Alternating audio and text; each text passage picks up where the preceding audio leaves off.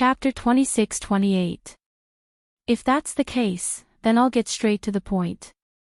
I heard you look like my mommy, so I came to see you. Little Bean looked at her with hostility. Ha! You sure are curious. Zhang Manlin sneered. Lin Lin, play with Little Bean for a bit. We're busy. The older women didn't know what was going on, so they left Little Bean to Zhang Manlin. Hello, Aunt Zhang Manlin, what did you call me? Oh, no, I should say, hello, Zhang Manlin's period. I'm so happy to see you today.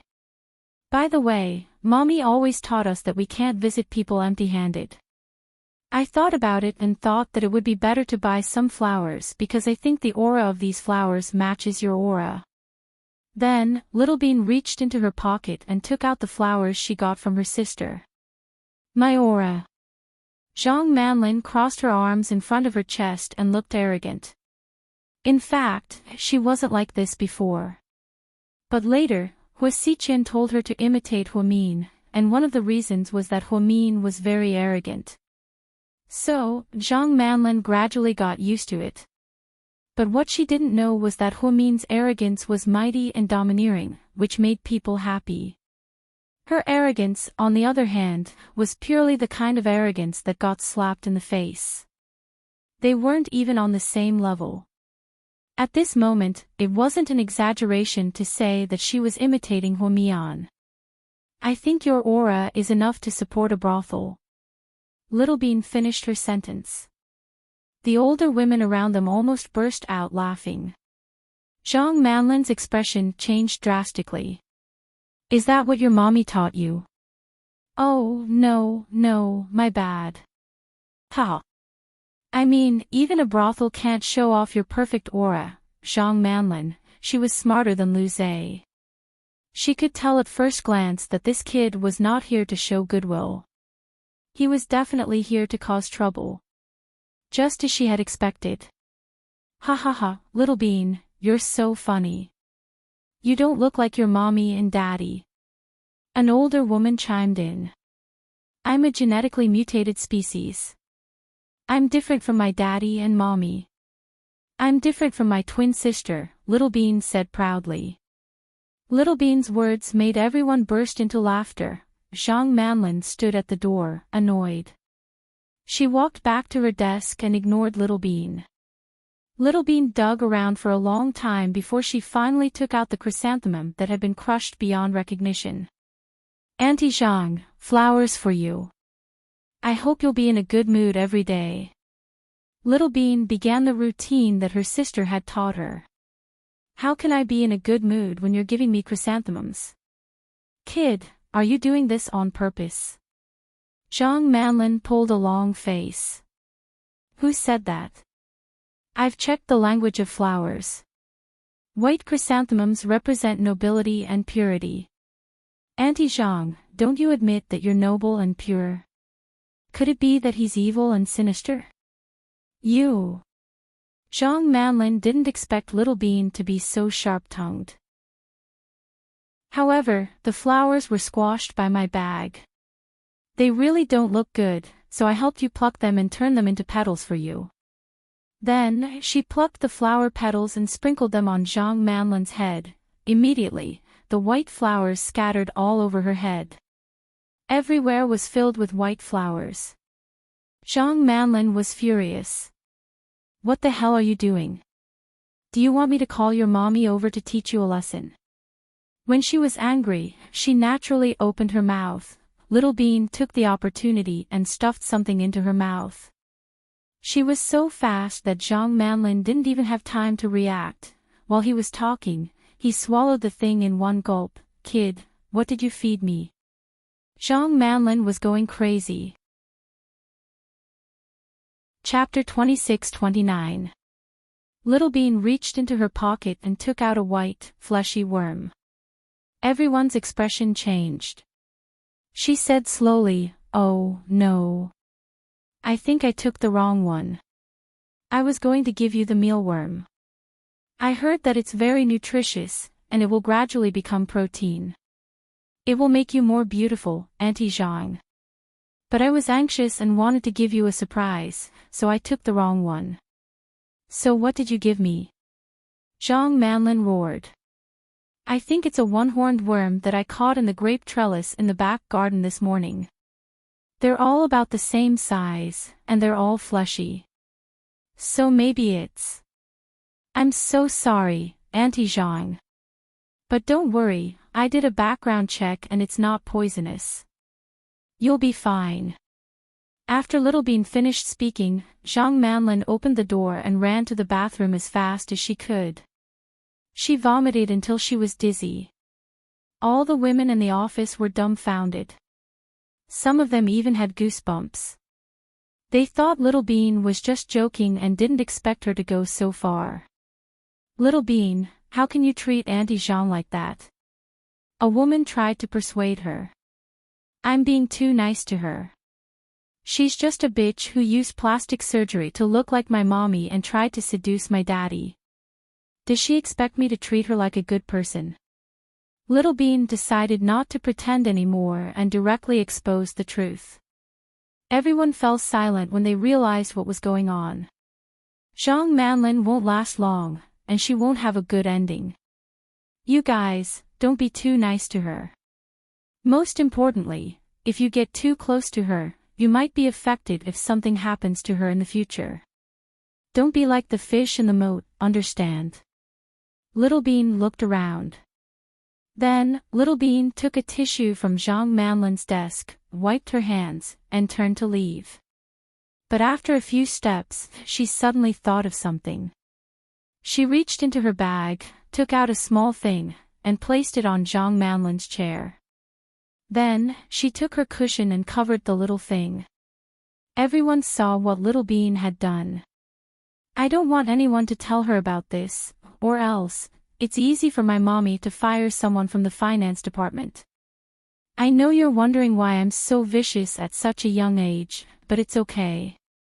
My sister and I were born different from other people, and will be different in the future. As long as we know what we're doing, thank you for your cooperation. Then, Little Bean opened the door and walked out of the finance department. Oh my God, she's only 3 years old. That's scary, a female colleague exclaimed. I've heard before that the daughter of the vice principal is heaven-defying. It seems that it wasn't an exaggeration. She seems to have the logical thinking of the Lord. No, the Lord might not be that powerful. A few people were whispering to each other, Little Bean may be young, but what she said makes sense. Let's stay away from Zhang Manlin. I think that woman is bad luck. Zhang Manlin vomited for a long time. She was so worried that she even went to the cardiology department to get an X-ray. He wanted to see if there would be any problems. In the end, everything was normal. However, when he thought about eating worms, he felt disgusted. She stormed back to the office, determined to get even with the little kid. Where is she? Zhang Manlin asked. Little Bean already left, someone answered weakly. Left? Humph. I won't let this go. Then, Zhang Manlin sat down on her chair. Chapter 26:30. 3 seconds after Zhang Manlin sat down, she heard a bang under her butt.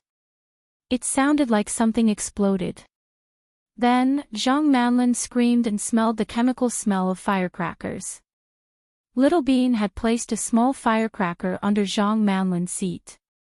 It was the kind that would explode under pressure. Luckily, it wasn't very strong and Zhang Manlin was wearing thick pants, so it only scratched her but a little. She was so embarrassed when she went to the surgery room to apply ointment. The entire left side of his buttocks was red. It was the kind that would hurt when touched. Although it wasn't a serious injury, it was deeply humiliated. Damn that kid. Zhang Manlin swore to herself. The two sisters finally met up in the car. Sis, how are you? Little Bean asked with a smile. Everything went well. How's that scumbag Luce? I poured coke on his wound. He probably has to apply ointment again. He won't be able to sleep well tonight, Pudding said nonchalantly. Huh, good job. What about you? Me. I followed the original plan and gave bitch Zhang a chrysanthemum. No, to be exact, I sprinkled the petals on her head and stuffed a meat worm into her mouth. Pudding, I went to the grape trellis in the back to look for a long time. Luckily, I found a chubby one. It must taste good, ahaha. Please don't say it, I still have lunch. Pudding was so impressed by Little Bean that she almost sympathized with Zhang Manlin. When I left, I even put a small firecracker under her seat. Ha! I think her butt is going to explode by now. Good job, Uncle Lee. Let's go, Pudding said. Yes, Mississippi. Uncle Lee took the twins back to South Hill Manor. Chen Jia had been busy the whole morning and only heard about it during lunch. Pudding and Little Bean had been here. But if the vice director knew about it, he would probably, after Huamin left the bureau, he didn't go home. Instead, he went to find Wei Liao, Tang Chuan, and Jiang Xiaowei. Qin Ning arrived at noon. The five of them ate together and discussed how to help Su Yu. I'm collecting evidence now. Wei Liao, the media, don't worry. Leave it to me. I'll buy the internet water army and suppress the public opinion. Wei Liao nodded. What can I do? Tang Chuan was anxious. Tang Chuan, if you have the time, you should investigate Lu Zai's background. Hua Min said. Didn't Lord Su investigate Lu Zai's background? No problem. I'm afraid they won't be able to find anything. Tang Chuan was stunned. I don't want you to just investigate Lu Zai. You should find out who he's been in close contact with over the years, especially women. I don't believe that he hasn't been in a relationship at his age. He doesn't look gay. You have a lot of connections and friends in the circle. Maybe you can find something. Oh, I understand. Okay, leave it to me. Tang Chuan nodded. At the same time, he admired Hua Min's wisdom. Mian, how can I help? Jiang Xiaowei asked. Xiaowei, there's been a lot going on at home lately. Mr. Qin and I, well, it's a long story. We don't want the kids to see us fight at home. Can you take this weekend off and take care of Pudding and Little Bean for me? I want to focus on Lord Su. That's easy. I'll pick them up after work on Friday. Okay. After lunch, Hua Min was driving home when he received a call. He looked down and saw that it was Hua Xiqian's number. What are you up to now? Hua Min asked him directly. Chapter 26:31. Mian, I'm so jealous. He said. Jealous of what? Hua Min furrowed his brows slightly. I used to be jealous of Qin Chu, and now I'm jealous of Su Yu. Why are you so nice to everyone but me? Hua Xiqian sounded a little sad. When he found out that Hua Min was constantly running around for Su Yu, he actually felt a little sad. It wasn't just jealousy, it was also sadness. In short, his feelings were very complicated. Hua Xiqian, do you still not understand at a time like this? Hua Min asked faintly. Understand what? I'm nice to Su Yu because Su Yu is nice to me as well. Friendship is mutual. No one can enjoy other people's kindness without reciprocating. I don't agree with you. I'm nice to you as well, even nicer than Su Yu, but you're nice to me. Hua Xiqian paused. Is that what you're nice to me? Hua Min asked back. Isn't it? Of course not. Your kindness is selfish and built on your happiness. As long as you're happy, you don't care if I'm sad or not. So, it's not nice. Su Yu is different. He stands on my side and considers everything for me. He's a very trustworthy friend, but you're not. You only know how to possess, destroy, and drive a wedge between us. Ha! Do you think that even if I don't drive a wedge between you and Chin Chu, nothing will happen between you and Chin Chu? Hua Xichen sneered. It doesn't matter if there's something going on between us. I won't forgive you just because you interfered. It's that simple. Hua Xichen, you're in your 30s. Don't be so irrational and immature, okay? But Mian, I love you very much. Hua Xichen blurted out, but Hua Min was already calm. I don't want your love. I can't take it. You can. You're the only one in the world who can take it. Mian, be a good girl and leave Chin Chu, okay? He doesn't really love you. He's hiding a lot of things from you. It's just that you don't know. If you knew, you wouldn't be as stupid as you are right now. Hua Xichen coaxed Hua Min like he was coaxing a child. Save it. Don't do something so childish. I won't believe you. I'll always trust Chin Chu unconditionally. No matter what he does or what he's hiding from me, he'll always be the man I love the most. It's easy to get lost in life. I used to be very conflicted about how to choose between Chin Chu and me. But once I make up my mind, I'll never turn back. That's how I conduct myself. So, Hua Xichen, stop talking. No matter what you say, I won't change my mind, Hua Min said word by word. Ha! Hua Xichen chuckled in a low voice. Hua Min didn't respond because he didn't know what Hua Xichen was going to say next. My silly girl. But it's good.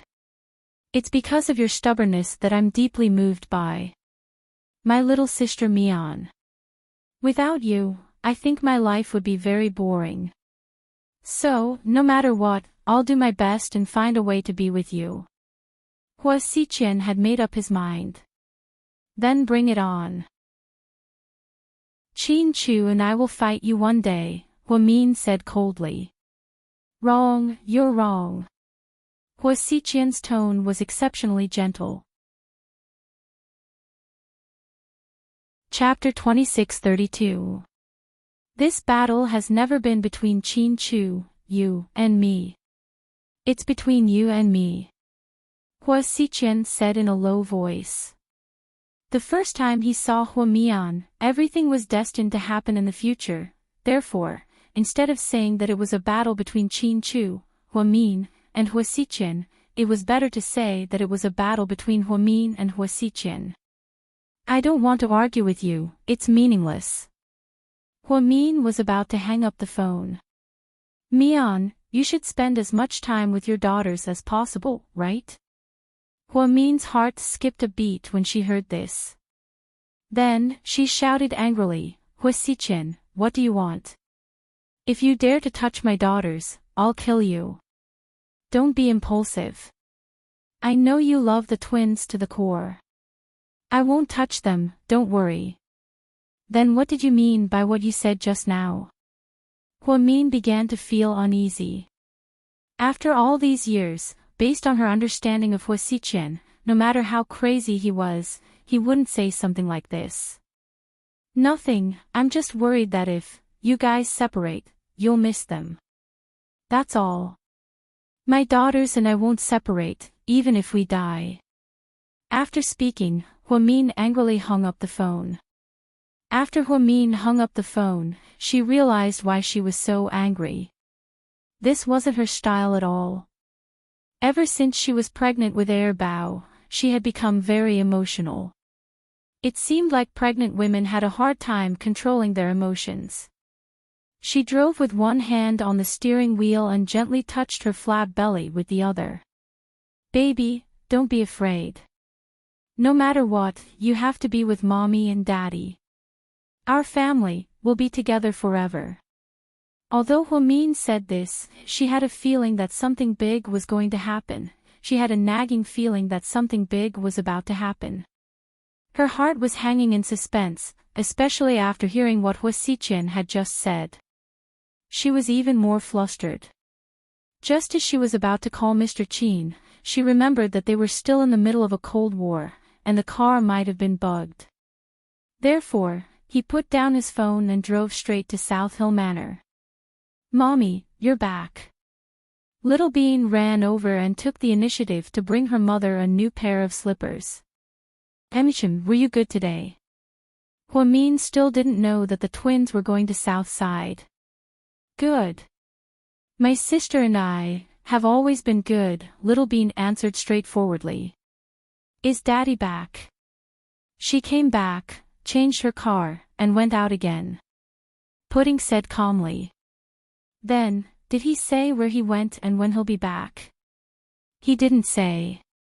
Pudding answered. "Oh, okay."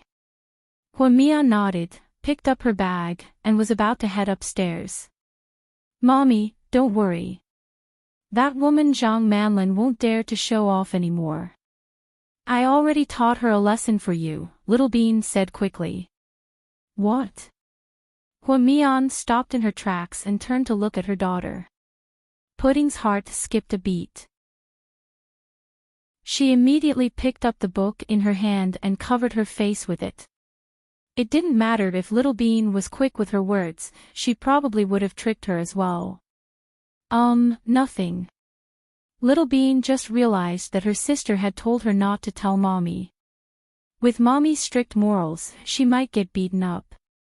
"Little Bean, what happened? Hurry up and tell Mommy." Hua Min turned around and held Little Bean's shoulders with a serious expression. I went to South Side with my sister today, and..." Hua Min raised his eyebrows. And then we helped Handsome Sue deal with Lu Zhe. And we helped you deal with Bitch Zhang." "Oh, no, Zhang Manlin." Little Bean bit her lip and whispered. Chapter 26:33. What did you two do? Hua Min was a bit angry. She had always known that her two daughters liked to fool around, so she really didn't know what kind of trouble they were up to this time. After all, South Side was a hospital, a solemn place. Her daughters. Sigh. Hua Min didn't dare to think further. "Mommy, don't be angry. I'll tell you everything." Seeing her mommy's angry expression, Little Bean was scared and regretted her big mouth. Thus, under her mother's serious gaze, she recounted everything that had happened word by word. After she finished, Hua Min didn't say anything. She just looked at Little Bean and then at Pudding. "Mommy, I was wrong. You can hit me." Little Bean lowered her head. At this time, Pudding got up from the sofa and walked to Little Bean. She looked at her mommy and said, "Mommy, this was my idea. Little Bean was dragged in by me. It really has nothing to do with her. Don't hit her. If you want to hit me." "Wow, we have a new hero in our family. You're so loyal." Hua Min calmly glanced at Pudding. No. "Mommy, don't hit my sister. She's not as fat as me. I have more meat and can take a beating." "Ha ha ha." Little Bean laughed and eased the atmosphere. "Pudding, why did you do that?" Hua Min asked Pudding's opinion as if he was talking to an adult. "Little Bean and I only taught them a lesson. We didn't do anything bad. If Mommy wants to punish us, then punish us. I have nothing to say. But I won't admit my mistake because I didn't do anything wrong. You've been telling us what's right and wrong since we were young. Now that we've met a bad guy, isn't it right to teach him a lesson?" Pudding was a very calm girl. She was very rational and logical. What she said was very reasonable and persuasive. Her thoughts were clear and orderly. Not only was she eloquent, but her mind was also very flexible. For a moment, Hua Min felt as if he had seen himself in his childhood. His heart was filled with emotions. In the end, she sighed slightly. You two don't have to be nervous. Mommy doesn't blame you for this, Huamin said. Pudding and Little Bean looked at each other in disbelief. Mommy, are you really not going to punish us? Pudding is right, you guys didn't do anything wrong. If we had to accept and forgive bad people, then the world would be a mess. Lu Zhe and Zhang Manlin are not good people, but you guys are still young. Leave it to us adults. Don't be too reckless. If you guys get hurt, your daddy and I will be worried. We won't. We have bodyguards with us. Plus, in a public place like that, even if Lu Zhe and Zhang Manlin hate us, they can't do anything to us. Little Bean smiled. You're getting bolder and bolder every day. Huamin gently pinched Little Bean's face. Suddenly, she felt nauseous. She quickly covered her stomach with her hands and rushed to the bathroom. What's going on? Mommy, are you sick? Are you not feeling well? Little Bean was confused. I'm afraid that the scapegoat we've been waiting for is coming. Pudding was still calm. Chapter 26:34. Really? Sis, don't bully me because I'm not well educated. Pudding looked confused. Pudding didn't bother to explain. She turned around and went back to watching TV on the sofa. Huamin went upstairs and locked the door. Then, she rushed into the bathroom and threw up. She didn't have such a big reaction when she was pregnant with twins. It had only been a month, how could she be so sick? It seemed like she had to eat less. She couldn't let anyone find out, especially Huasiqian spies at home. Mommy will protect you. Huamian leaned against the side of the bathtub, feeling weak from all the vomiting. Inside a Western restaurant, what is it? Qin Chu glanced at Zhang Manlin's face coldly. Didn't you ask me to think about what you said? President Qin, I've made up my mind. Zhang Manlin suddenly said. So, your decision is? Qin Chu narrowed his eyes. He didn't know what Zhang Manlin would choose. I've decided to side with you. Oh, not bad. You're not that stupid. Qin Chu seemed to have expected this. But, President Qin, I have a condition. Zhang Manlin said hurriedly. You don't have the right to negotiate with me, Qin Chu refused directly, not giving her a chance to speak. I've made such a big sacrifice. President Qin, how can you not give me anything in return? I risked my life. You should know what kind of person he is.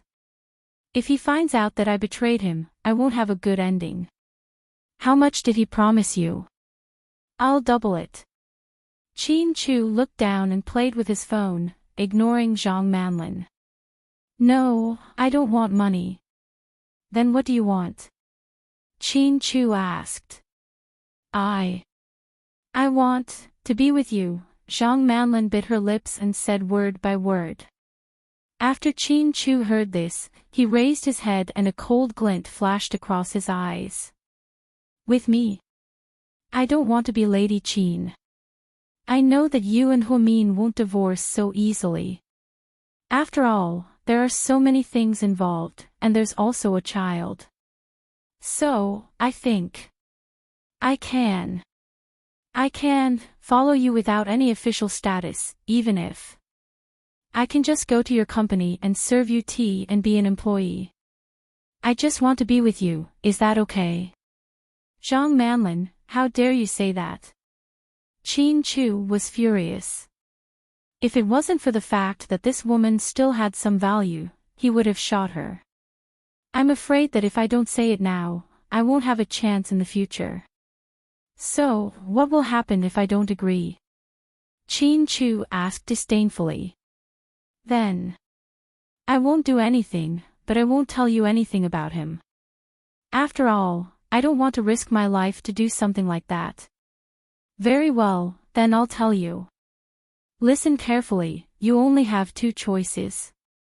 1. Stand on my side and you have no right to negotiate with me. 2. If you don't stand on my side, I will make you disappear within 3 days. President Qin. Are you threatening me? Zhang Manlin's heart sank. What did he mean by disappear? Was Qin Chu going to kill her? She didn't expect this at all. This man, who looked so handsome and was like a god, would actually kill people as if it was his daily routine. Threaten. Ha, you can think of it that way. I've never been a kind man, so you better think carefully.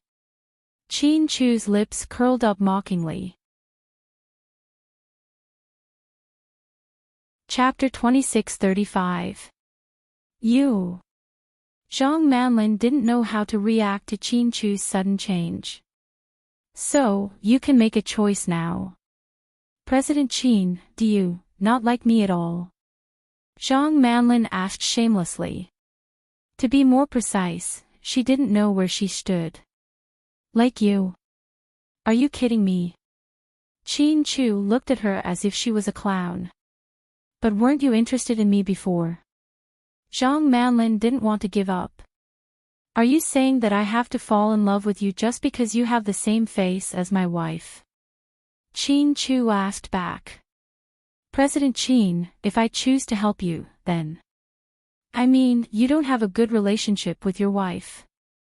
Do you think I'll have the chance to be by your side? Zhang Manlin was still daydreaming at a time like this. I heard that my daughters went to see you today. Qin Chu suddenly changed the topic and talked about Little Bean and Pudding. Your daughters came to look for trouble. She messed up my office and laughed at me in front of so many colleagues. She even made fun of me and fed me bugs.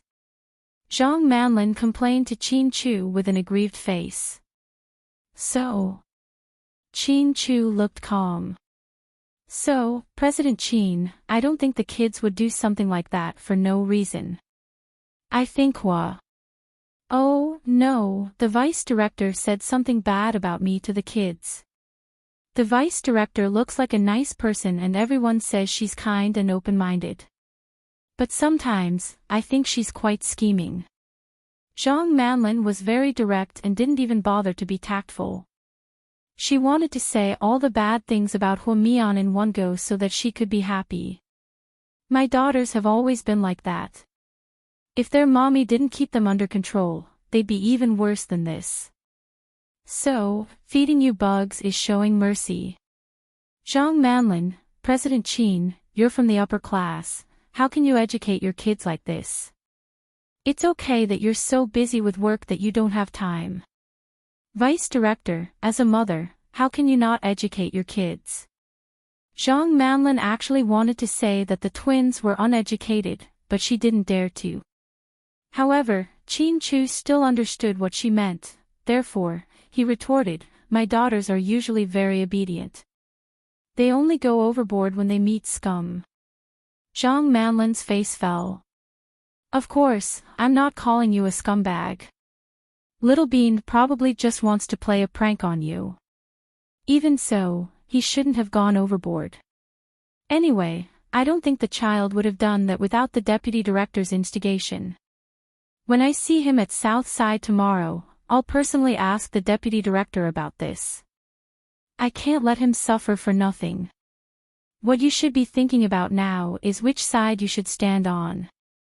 Don't you think it's meaningless to think about anything else? President Qin, I don't want to be with you anymore. I just want to work at GK after this is over, okay? Zhang Manlin begged. Okay. This request was relatively simple, so Qin Chu gladly agreed. Then. I'll stand on your side. If he does anything, I'll report it to you. Okay. Then, Qin Chu stood up to leave. President Qin, the deputy director likes Su Yu. Do you really not care at all? Zhang Manlin asked unwillingly. Chapter 26:36. No matter who she likes, it has nothing to do with you. After Chin Chu said this coldly, he turned around and left. After Chin Chu left, Zhang Manlin took the bus home. After making sure no one was following her, she went to Hua Xiqian. The Hua mansion big brother Qian, Zhang Manlin called out politely. Hua Xiqian was standing at the bar, mixing drinks. He looked like he was in a good mood. Lin Lin, how did it go? I heard you saw Chin Chu today. Did you learn anything? Yes. Tell me about it. Hua Xiqian turned around and handed a glass of mixed drink to Zhang Manlin. Zhang Manlin took it respectfully and held it in her hands. Then, she said softly, he asked me to make a choice today. He seemed to have seen through me. Emichem, what did you say? Hua Xiqian seemed to have expected everything. I followed your instructions and pretended to be conflicted for a while. I even proposed some conditions to him, but he didn't agree. Then, I said some nonsense and finally decided to stand on his side. I betrayed you and helped him pass on the message. Did he believe you? Hua Xiqian licked his lips and asked. I'm not sure, but from his expression, I think he believed me. I made him feel that I liked him and wanted to be with him. Then, I told him that after everything was done, would go to GK to work, Zhang Manlin explained. He agreed. Hua Xiqian asked. Yeah, he agreed. Plus, big brother Qian, you know that I do like Chin Chu, so I'm not telling the truth. I think he believes me. Then, next. Before Hua Xiqian could finish his sentence, Zhang Manlin continued, don't worry, big brother Qian. I know what to do next. I'll pretend to pass him the information from you. I'll pass him the real information a few times. Once he's convinced, we'll do something big. Then, he'll lose everything. But at that time, Chin Chu will know that you are a traitor. He won't let you go, let alone be with you. Hua Xiqian said calmly. That's okay. No matter how much I like Chin Chu, I have to find the right time.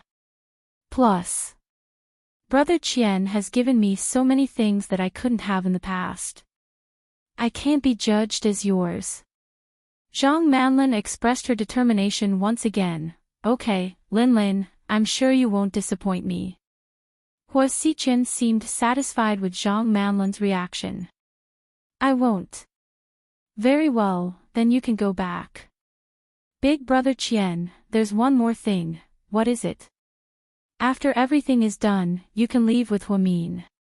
Chin Chu will definitely lose. Can you leave the 2 kids to me? You want the twins? Hua Xiqian asked. Yeah. To be honest, these 2 kids really pissed me off. What do you plan to do with them? Hua Xiqian continued to ask calmly. I plan to sell them and send them to the mountains in the southwest. They'll never leave the mountains. Zhang Manlin said viciously. That's a good idea. We'll talk about it after everything is settled. Okay, then I'll go now, big brother Qian. Then, Zhang Manlin walked out of the room happily. Boss, do you believe this woman? Are you sure she didn't betray you by Chin Chu? Cheng was worried. Zhang Manlin wouldn't dare. She knows what kind of person I am. Hua Xiqian seemed very confident. Are you really going to give the kids to her? Miss Hua cares a lot about her kids. If she knew about this, I'm afraid she would. Cheng thought that Zhang Manlin was too evil. She wanted to sell the twins to the mountains and ruin their lives. Chapter 26:37. Kids. How could I let her have a chance to touch the kids? So you're saying, we can't let Zhang Manlin live? Hua Xiqian was very direct. Cheng's expression changed slightly. Boss, you're saying, after we're done. Ah Ching made a throat-slitting gesture. Hua Xichen only smiled and didn't say anything else. When Qin Chu got home, it was already very late. First, he secretly went to see Gao Ran and asked him about Su Yu. When he got home, it was already 11 p.m. Hua Min was already asleep.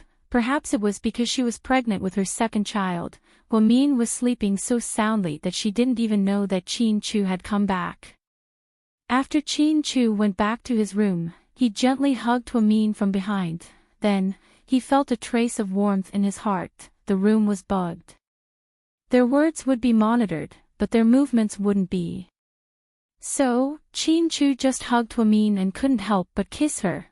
Hua Min's body scent had always been a great temptation to Qin Chu. Just as Mr. Qin was about to pull off Hua Min's nightgown, she woke up groggily. "Honey." She was about to say something. Qin Chu made a shushing gesture, reminding her that there was a bug in the house. Hua Min immediately understood and asked deliberately, "Why are you home so late? Aren't you busy with Su Yu's matter? What right do you have to criticize me?" I don't want to fight with you. Go sleep in the study," Hua Min said. "Okay, if you want to sleep alone, then you can sleep in the bedroom." After speaking, Qin Chu got up and went to the study with a pillow. Then, Hua Min followed him out. As soon as Qin Chu stepped into the study, Hua Min followed. "Why are you so bold? Aren't you afraid that the mole will see you?" Qin Chu laughed. "That Kai Yu is on vacation today. She's not home. Don't worry." Hua Min sleepily sat on Qin Chu's lap and hugged his shoulders. Then, she sleepily kissed his forehead, leaving her saliva all over his face. But Qin Chu didn't mind. "Did I wake you up? You look like you were sleeping soundly just now." "Yeah, if I didn't wake up, I would have molested you." Hua Min laughed. "Molested, we are legal husband and wife Hua Huas. PSH, that's taking advantage of you. You touched me while I was asleep. Are you sure you didn't want to take advantage of me?" "Honey, tofu doesn't taste good. Do you have soy milk?" Qin Chu smirked. "Pervert." Hua Min immediately understood what Qin Chu was talking about, and her cheeks flushed red. "Honey. I want." Qin Chu licked his lips, his eyes full of lust. "I can't." "Why? Is your Aunt Flo here?" "No, it's not the right day." Qin Chu always remembered Hua Min's Aunt Flo better than herself. "No, it's not because of Aunt Flo." "Then why is it?" "Because, I can't tell you now.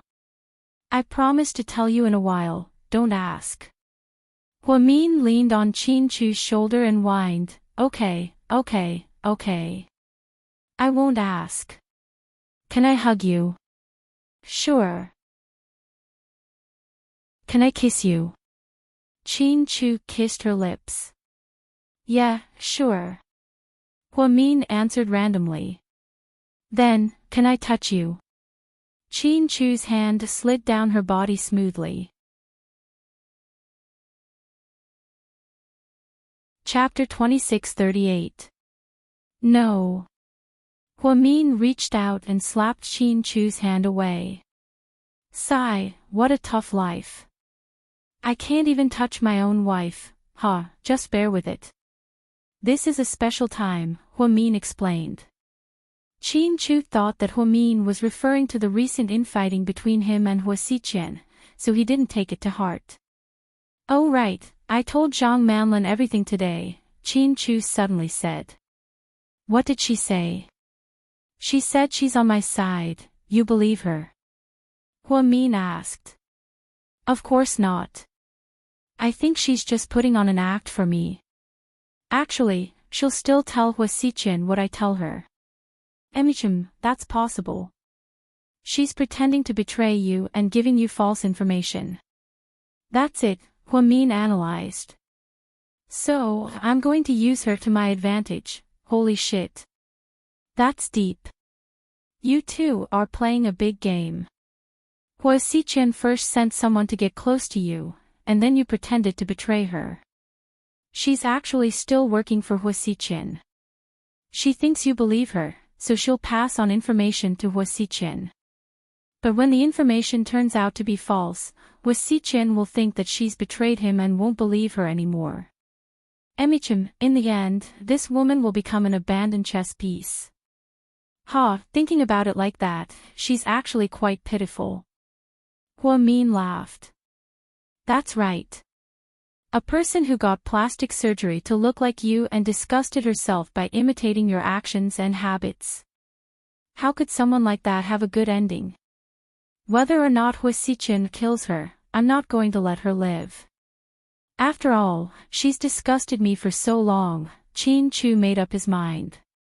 Hey, Zhang Manlin's still very young. Haven't you ever fallen for her? Hua Min joked. Honey, don't joke around.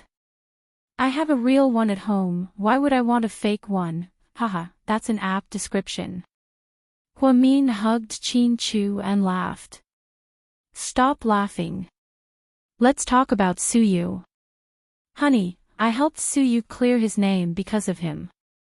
Hua Min was anxious to explain. You don't have to say, I know. Honey, if I can't understand something like this, then I don't deserve to be by your side for so many years. Don't worry and go help Suyu. Leave this to me. Lu Zhe probably isn't one of Hua Xichen's people. So, in order to avoid any more trouble, I suggest you investigate thoroughly this time and get rid of him completely.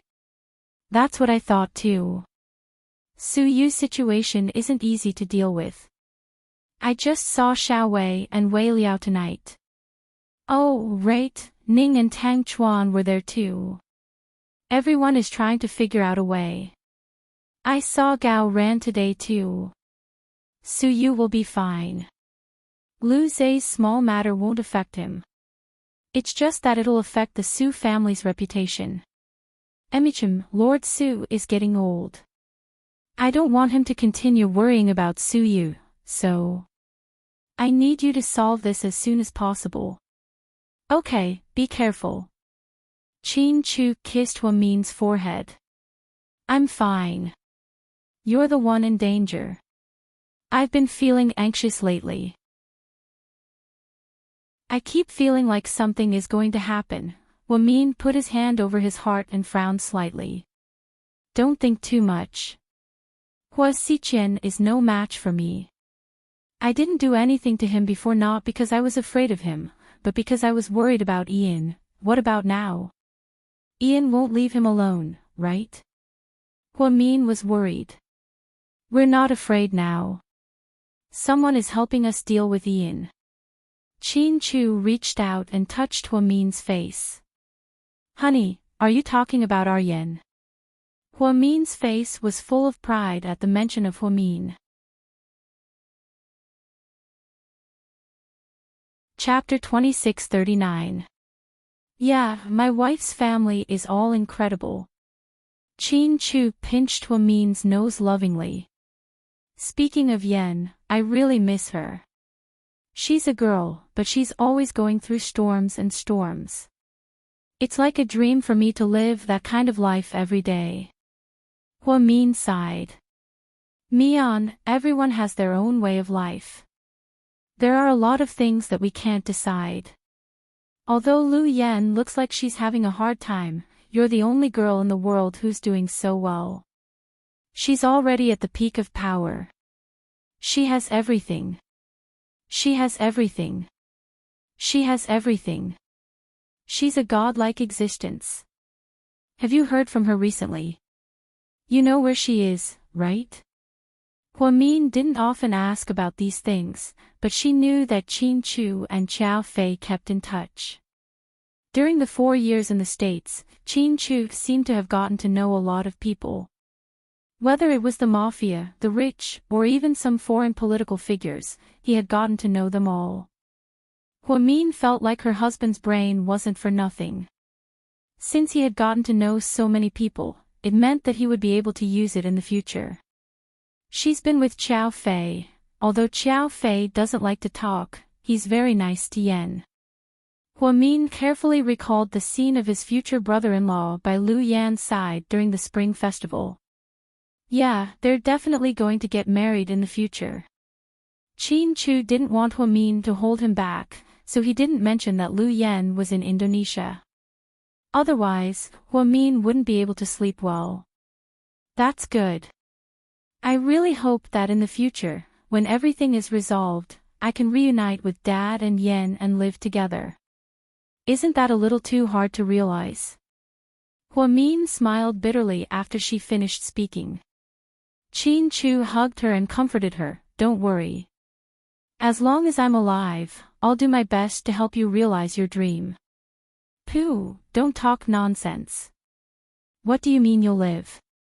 You'll live until you're 100 years old.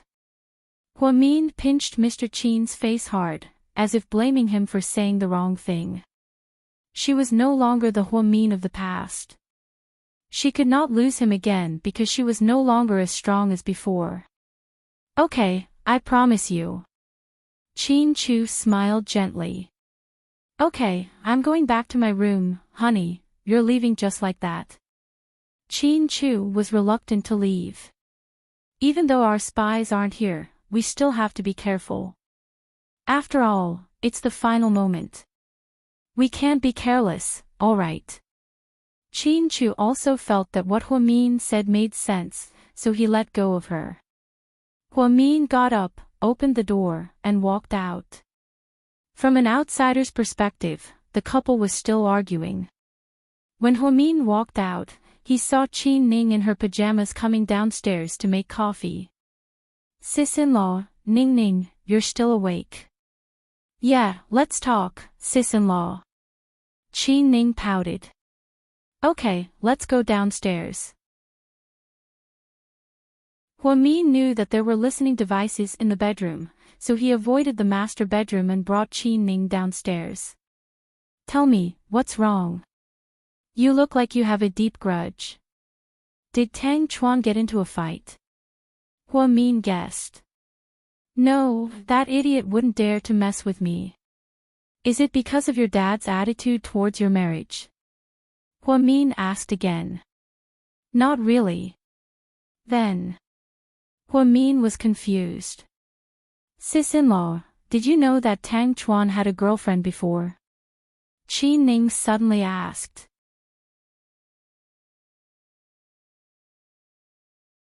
Chapter 2640. Yeah, your brother mentioned it to me. Yeah, that woman's name is Jining. Yeah, I heard she's a gold digger. She married Tang Chuan's third uncle, Huamin added. Yeah, and now they're divorced. Tang Chuan's third uncle is a pervert and a scumbag, and he found himself a young and beautiful woman born in the 90s, Qin Ning said. Could it be that Tang Chuan's ex-girlfriend came back for Tang Chuan? Huamin guessed. How should I put it? She didn't come back for him. At least he didn't add her on WeChat, and he didn't pick up her calls. But that woman keeps appearing around us, pretending to run into us. She's a scheming bitch. She's back in the city. Yeah, she came back after the divorce. She's been showing up from time to time, and I have a feeling she's up to no good. Qin Ning pursed her lips. What are you afraid of? Tang Chuan won't even talk to her. But she's the woman he used to love. Every time I think about it, I feel uncomfortable. Qin Ning pouted. TSK. Ning Ning, are you dumb? Everyone has a past. You can't expect him to have a blank past just because you've never been in a relationship. A man's past isn't that important, because what you care about is his present and future. Otherwise, even if he doesn't have a past, you'll be upset if he cheats on you in the future. Sis-in-law, you're right. I'm being too pretentious. I'm just envious that you and my brother are childhood sweethearts. You've been each other's lover since you were young, until now. We Oh, it's not as perfect as people think. I dated someone in college, and I didn't know your brother would come back, so I wanted to find someone to marry. I know. That man studied medicine too. He was your classmate in medical school, right? Well, anyway, no one's life is perfect. Ning ning, look at the sun and moon in the sky. When they're too full, they'll immediately disappear. So, don't be so calculative. You'll be happier. Sis-in-law, I'm fine with Tang Chuan, but what about you and my brother? Do you know that my brother has already booked tickets to send us back to the States? Pudding and Little Bean are coming with us. The child is leaving too. Huamin really didn't know about this, so he was slightly stunned. You don't know? Didn't Big Brother tell you? Qi Ning was surprised. No, maybe, he forgot, Huamin said in a low voice. Sister-in-law, are you really going to divorce my brother? Qi Ning grabbed Huamin's hand worriedly. Huamin wanted to tell her not to worry, but he wasn't sure if the living room was bugged or not. So, he gave a vague answer. Ning Ning, don't be so serious. We're not like you think. We'll talk about it. Sis-in-law, don't divorce him. Think about Little Bean and Pudding. They're still so young, and they're so pitiful without a mother or a father. I've seen a lot of single-parent kids in the States, and they're really extreme. Their childhood is really important.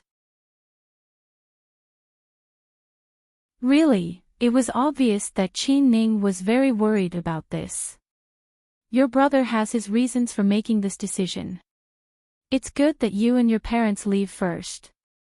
We'll deal with this, and you can come back later. Huamin calmly analyzed the situation and thought that it was a good thing for the parents and children to leave. At least she and Mr. Qin wouldn't be distracted. I don't want to leave. I want to stay. How about the bodyguards escort my uncle and the children back? I want to stay with you guys. Qi Ning seemed to have made up her mind.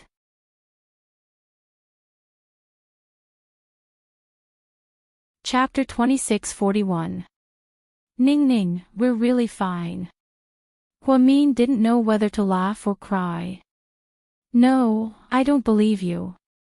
You two have high EQ and your words might have other meanings. I'll keep an eye on you. After chatting with Huamin, Qi Ning went back to bed.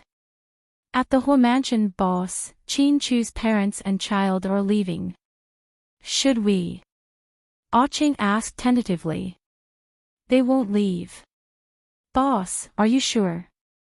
I'm sure. They won't leave. Ha. Qin Chu doesn't want to distract himself, so he made this decision.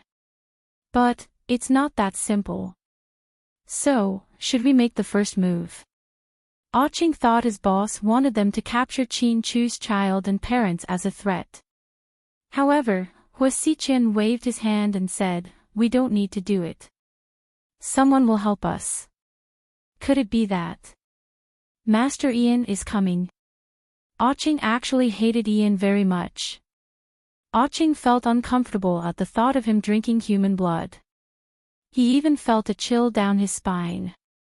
To him, Ian wasn't a human. He was a complete demon. Ian doesn't need to come. Just watch. The show is about to start. Let's see how Qin Chu will fight us when he loses his child. Hua Xiqian's lips curved up slightly.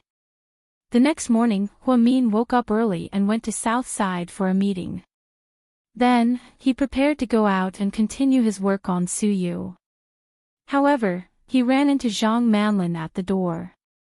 What was even more infuriating was that they wore the same clothes. Zhang Manlin not only liked to imitate Huamin's clothes, but she also practiced her every move and smile in front of the mirror for a long time. When people said that she looked like Huamin, she wouldn't even bother to deny it. In fact, this was a morbid lack of confidence. She envied Huamin and was even jealous of him. She wanted to be like Huamin but didn't want to be a substitute. This was the biggest contradiction and irony. Huamin liked to wear a beige windbreaker. It was clean and neat. Underneath, he wore a white shirt with a bow. It was very ladylike and intellectual. Underneath, he wore a pair of light blue pencil pants and black heels. He looked elegant. Coincidentally, Zhang Manlin also bought the exact same outfit when she saw how good Huamian's outfit was. Thus, the two of them ended up wearing the same outfit in the South Side lobby without any warning. Huamian raised her head and looked at Zhang Manlin. She didn't say anything, but her eyes were cold. Vice Director, what a coincidence. You also like this brand. Zhang Manlin's tone was a little arrogant. Unfortunately, you're quite rich. You can afford a windbreaker that costs more than 30,000 yuan. I think it's a waste for a rich person like you to be Southside's treasurer. Huamin's words were full of disdain. Ha, Vice Director, you misunderstand. My family isn't very well off. I was born in the countryside. How could I have so much money? But I don't like to wear fake brands. So, I had to ask my friend to buy it for me.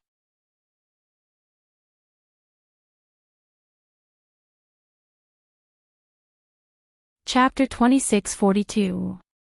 Before Huamin could say anything, the nurses behind them couldn't stand it anymore. Zhang Manlin is so shameless. I heard she's really flirty in private. She seduced the vice director's husband. Yeah, I heard about it too. She's not here to work, she's here to hook up with rich people. I heard she's surrounded by rich people. She has a lot of branded bags and perfumes. With her income, she can't afford them. I think Zhang Manlin is a professional homewrecker. The vice director's husband is so stupid. She's not even pretty. Why would he keep her?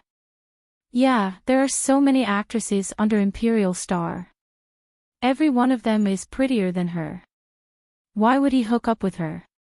I don't get it. Please enlighten me. Are you guys stupid? Don't you see that Zhang Manlin looks like our vice director? I heard that the vice director's husband loves the vice director a lot. But the vice director is old and has a baby. Her figure is probably not good anymore. Zhang Manlin looks like the vice director when she was young. Of course, she couldn't resist the temptation. That's why you said Zhang Manlin was easy to get along with. I think she's a scheming bitch. Yeah, a homewrecker who breaks up other people's families is shameless. The vice director is so pitiful. She's such a strong career woman. I always thought she was living a happy life. What happy life? Didn't you see the recent reports? They said they're living separately. I think they're getting a divorce. Apparently, the vice director is with young Master Su. Isn't that great? Young Master Su has always liked our vice director. He's so infatuated with her. I think they're a good match. The nurses talked among themselves. Huamin stood there, not knowing whether to laugh or cry. Rumors really shouldn't be listened to. If this continued, people would probably say he was dead one day. Looking at the arrogant Zhang Manlin, Huamin didn't continue the topic of her boyfriend. Instead, he asked directly, "Are the bugs delicious?" Zhang Manlin's expression changed. "Don't worry, there are no pesticides in my vineyard. The bugs grow freely and are high in protein." Zhang Manlin gritted her teeth. She still felt nauseous thinking about how that little brat stuffed a bug into her mouth. Seeing the change in Zhang Manlin's expression, Huamin smiled proudly and continued, "By the way, I heard that you haven't been feeling well lately. You have a wound on your butt. If you're feeling unwell, you can apply for a vacation from me. Southside is very humane." After a beautiful counterattack, Huamin walked directly to his Porsche sports car. Leaving the pale-faced Zhang Manlin behind, she really is from a third-rate medical school. Her daughter is uneducated, and she is even more uneducated, Zhang Manlin cursed. What are you looking at? It's none of your business. Zhang Manlin looked up and scolded the nurses. No one wanted to stir up trouble, so they turned their heads and ignored her. As Zhang Manlin walked to the finance office, she swore to herself, Huamin, watch how I steal your husband. You can be arrogant and pretentious in front of me, but in the end, I'll make you lose everything. Hua Xiqian will make you wish you were dead. On his way to the city, Huamin received a WeChat message from Qin Jia. Sister Mian, I heard that bitch Zhang Manlin bullied you. I saw her at the cafeteria this afternoon. She won't let her get away with it. Qin Jia was furious when she heard what happened. Huamin smiled slightly, put on his headphones, and replied to Qin Jia with a voice message.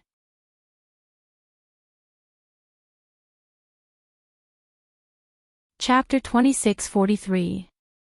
It's okay, Jia. You don't have to. Huamin smiled.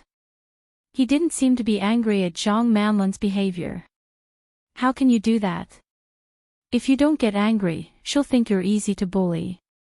If a tiger doesn't show its power, she'll think you're a sick cat. You're our vice director now, and even in the past, you wouldn't be afraid of her. Song Yisher is so powerful, but you can handle her so well. Qin Jia was a gentle woman, but even she couldn't stand it anymore. Last night, she told Ni Yang about this. Ni Yang was so angry that he wanted to come to South Side to give Zhang Manlin a good scolding. Jia, it's not about whether I'm scared or not. You have to know that a lion won't look back just because of a dog's bark. A general won't kill a fly even if he has a sword. If I keep arguing with a nobody like Zhang Manlin, then I won't have the time to deal with her. But Sister Mian, what if she's really a threat to you? Don't raise a tiger. Qin Jia was worried. Don't worry. She's not a threat at all. Plus, I'll deal with Zhang Manlin after I'm done with Su Yu. That's good. I'm relieved. Qin Jia stopped asking after hearing Huamin's words. Huamin drove directly to the Municipal Public Security Bureau. Then, he called Jiang Xiaowei, and Jiang Xiaowei came to pick him up. Mian, you're going to see Lord Su, right? Let's go. I'll take you there. Jiang Xiaowei had always been a psychologist hired by the Municipal Public Security Bureau. She was highly respected there. No, I don't want to see Lord Su. Xiaowei, I want to see Lin Mingyu. What the? Why do you want to see him? Jiang Xiaowei was scared out of her wits. I want Lin Mingyu to do me a favor. Do you know him well? It's hard to talk to him. Will he help you? Jiang Xiaowei was worried. Forensic doctors had weird tempers. Jiang Xiaowei didn't think Lin Mingyu would help Huamian so easily. I don't care anymore. Let's give it a try, Huamin said seriously. Let's go then. Jiang Xiaowei brought Huamin to Lin Mingyu. Lin Mingyu was not in the office, and he was rarely in the office. Most of the time, he was in the autopsy room, dealing with corpses. He reeked of formalin. I heard that his conditions are getting better and better. Her temper was getting weirder and weirder. When Su Yan, the head nurse of the first hospital, introduced him to Huamin, he fell in love with Huamin at first sight. Unfortunately, Huamin and Qin Chu had already registered their marriage at that time. In other words, even if they had not registered their marriage, he would not have been Huamin's cup of tea. However, this guy was stubborn and had a good impression of Huamin. Is Dr. Lin here? Jiang Xiaowei asked at the door of the office. Dr. Lin is analyzing the data in the autopsy room. Why are you looking for him, Dr. Jiang? Lin Mingyu's assistant was polite to Jiang Xiaowei. Yes, it's an emergency. Can you help me contact him, Okay, I'll call him.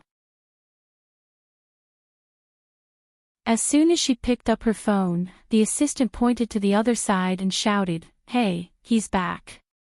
Huamin and Jiang Xiaowei turned their heads and saw Lin Mingyu walking over in his white coat with a stack of documents in his hand. "Dr. Lin, I want to ask you for a favor." Huamin did not try to curry favor with him and directly stated his purpose of visit. Jiang Xiaowei thought that Lin Mingyu would reject him directly. To her surprise, he glanced at Huamin and replied calmly, "Come in."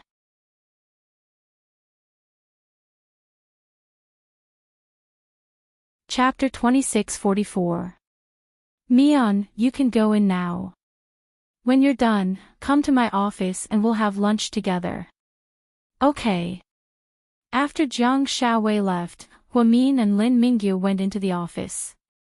The truth was, Huamin didn't want to talk to Lin Mingyu. Because of what happened 4 years ago, Huamin used Lin Mingyu. She obtained a lot of secrets about Song Yishi's corpse and cleared Mr. Qin's name in court.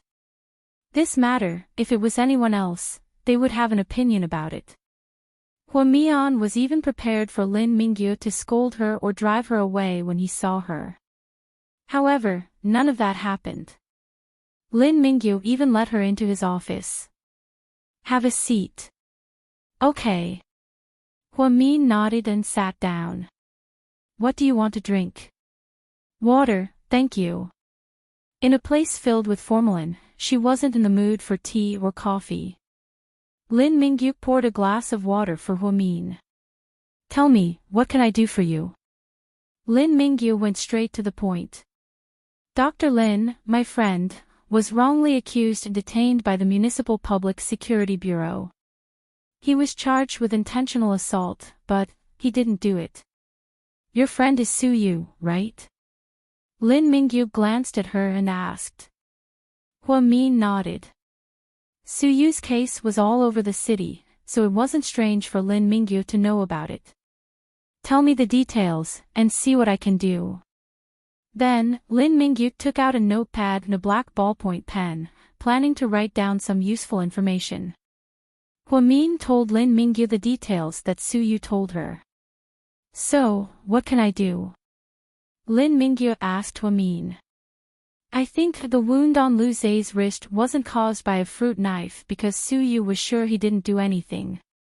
When he went in, he saw the knife on the ground. Out of curiosity, he picked it up and left his fingerprints. But the Municipal Bureau is not that stupid. If it was not caused by a fruit knife, it would have been obvious," Lin Mingyu retorted. "This is where Lu Zai is smart." "I have a bold guess," Huamin said seriously. "What guess?" "I think Lu Zai's wound was caused by another knife, but he is also a doctor. He knew that if he used a fruit knife to frame Su Yu, the evidence might be exposed, and the case might not be valid. So, it is very likely that he used the fruit knife that he prepared beforehand to deepen the wound. What you're saying is that in order to frame Su Yu, Lu Zai used a fruit knife to cover up the original wound so that the wound on the surface would appear as if it was caused by a fruit knife." "Yes." Huamin nodded. "Then this person is very smart and skilled at using a knife." Lin Mingyu was surprised. It is true that he is smart and skilled at using a knife. He is a doctor. Huamin insisted on his guess. Then this is interesting, so, I want to help my friend clear his name. The first step is to start with this. What can I help you with? Just tell me. I want you to help me re-examine Lu Zai's wound. See what kind of knife wound he was hiding under the original wound. You can do it yourself, Huamian. I heard that you were given an exception for the exam, and the time you used to perform an autopsy was unbelievable. You shouldn't ask me for help, you're a medical genius yourself. Lu Zai's eyes were filled with admiration as he spoke. But I am not a forensic doctor. My results are not convincing. The municipal bureau and the judge won't accept it, but you have the right to do so, Huamin said word by word. But, why should I help you? Lin Mingyu looked at him and asked calmly.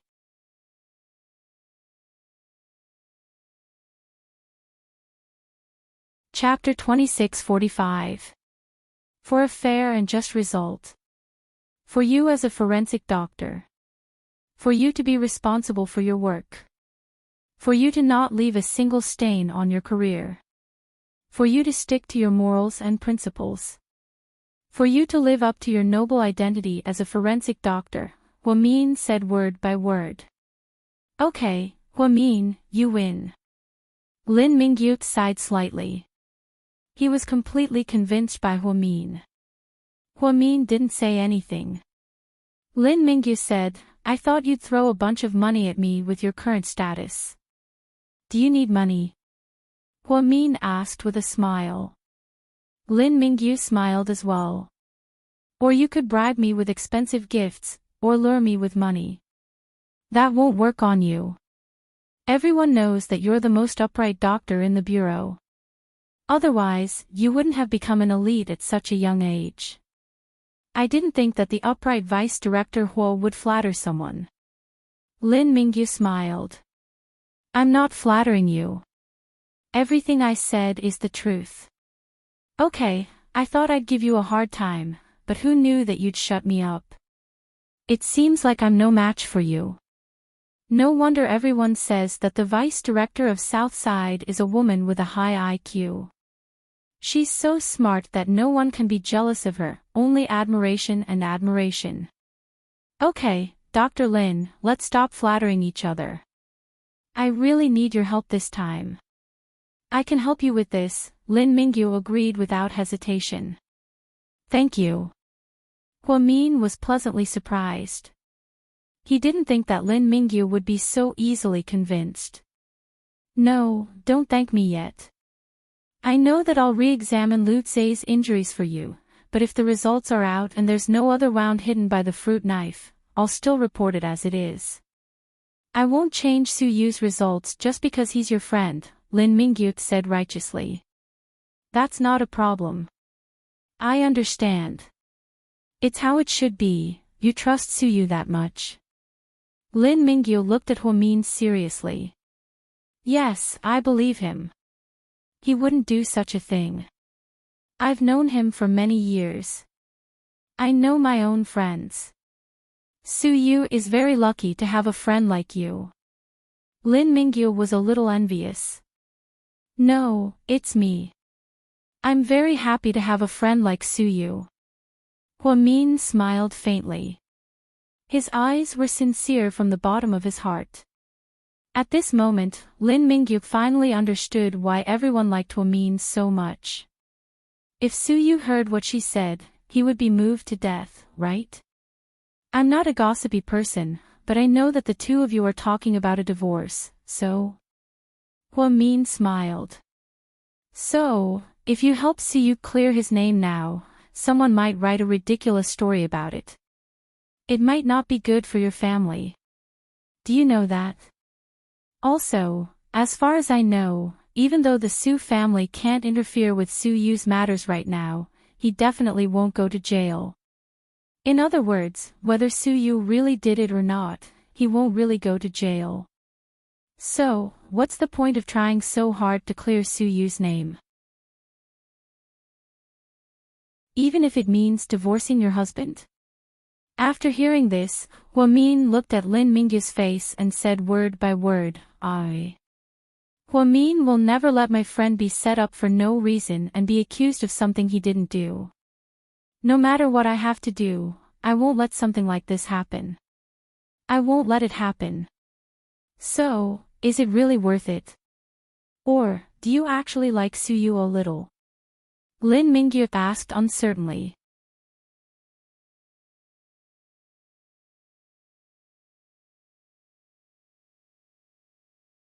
So, why don't you let the first hospital or South Side do the examination? Why go through so much trouble? Jiang Xiaowei didn't understand Huamin's move. The hospital won't be able to do it. Lu Zhe is a doctor and he's very good at it. Only a forensic doctor would be able to do such a detailed examination. Plus, it's because he's a forensic doctor from the Municipal Public Security Bureau that he's more convincing. Damn, I'm impressed. You're so thoughtful and meticulous.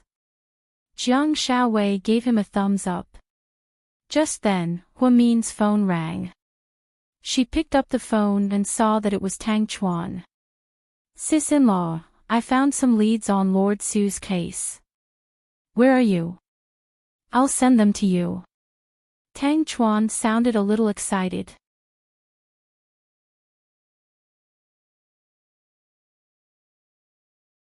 Chapter 2647. Sure, I'm with Xiaowei. Just come to the Sichuan restaurant on the street behind the bureau.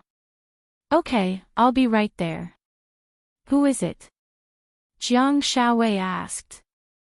Tang Chuan. He said he found some clues. That's good news. They didn't have to wait for long before Tang Chuan arrived in a high-profile Ferrari sports car. Oh, both sisters-in-law are here, ah. Cut the crap, tell me, what did you find out? Jiang Xiaowei was also anxious. Tang Chuan looked at Huamin and said with admiration, Sister-in-law, you're right, I'm impressed by your intelligence. You asked me to ask around in the circle, and I really did find out.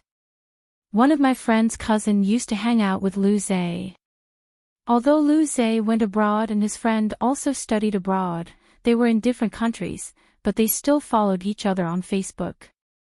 He told me that Lu Zhe used to have a girlfriend from Sea City, and Lu Zhe would occasionally show off their relationship on Facebook. I don't know what happened, but Lu Zhe deleted all of the photos on Facebook, no matter if it was of that woman or Lu Zhe himself. He described the girl's appearance to me, and I hired a professional artist to draw her out. Guess who the girl is? Who? Jiang Xiaowei was curious. No matter who the girl is, she must have something to do with Su Yu. Lu Zhe is obviously here for revenge. Huamin analyzed. Damn, is it Jian Tong, that scheming bitch? Jiang Xiaowei guessed. Huamin shook his head decisively. No, Jian Tong only wanted to win Su Yu's heart. She wouldn't date someone like Lu Zhe. Plus, Jian Tong is a public figure. Lu Zhe wouldn't show off their relationship on Facebook, so this person can't be from the entertainment industry. Sister-in-law, you're so smart. You're indeed not from the entertainment industry. Tang Chuan continued to argue. Fuck, then just say it. Why are you being so secretive? Jiang Xiaowei hammered Tang Chuan's shoulder anxiously.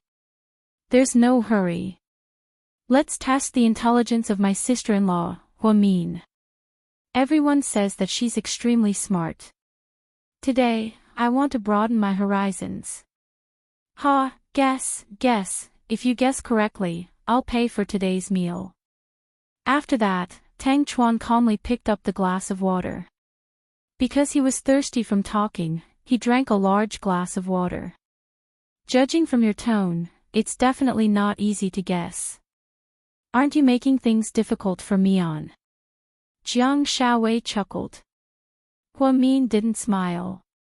Instead, he was seriously thinking and analyzing. After about 10 seconds, Huamin slowly said, before Lord Su was born, he was rumored to be a playboy. However, he never let a girl down or played with her feelings.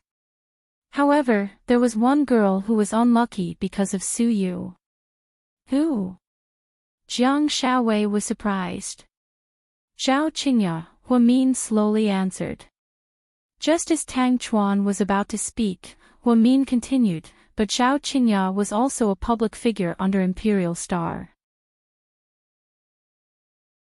She was very popular back in the day, just like Jian Tong. Tang Chuan also said that he wasn't from the entertainment industry. So, I thought of someone else. Zhao Qingya's younger sister. She blamed Su Yu for her sister's imprisonment and committed suicide to frame Su Yu. Oh my god, Mian, if you didn't mention it, I almost forgot about her. Tang Chuan, is my Mian right? Jiang Xiaowei tilted her head and asked Tang Chuan.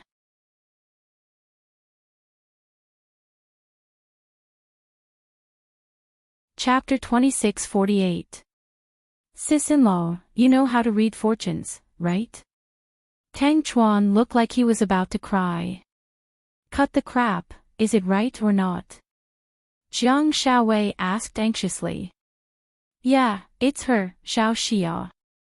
Tang Chuan pulled out an old photo of the girl and Lu Zhe and threw it onto the table. Jiang Xiaowei picked it up and looked at it. You don't say, this girl really does look like Xiao Qingya.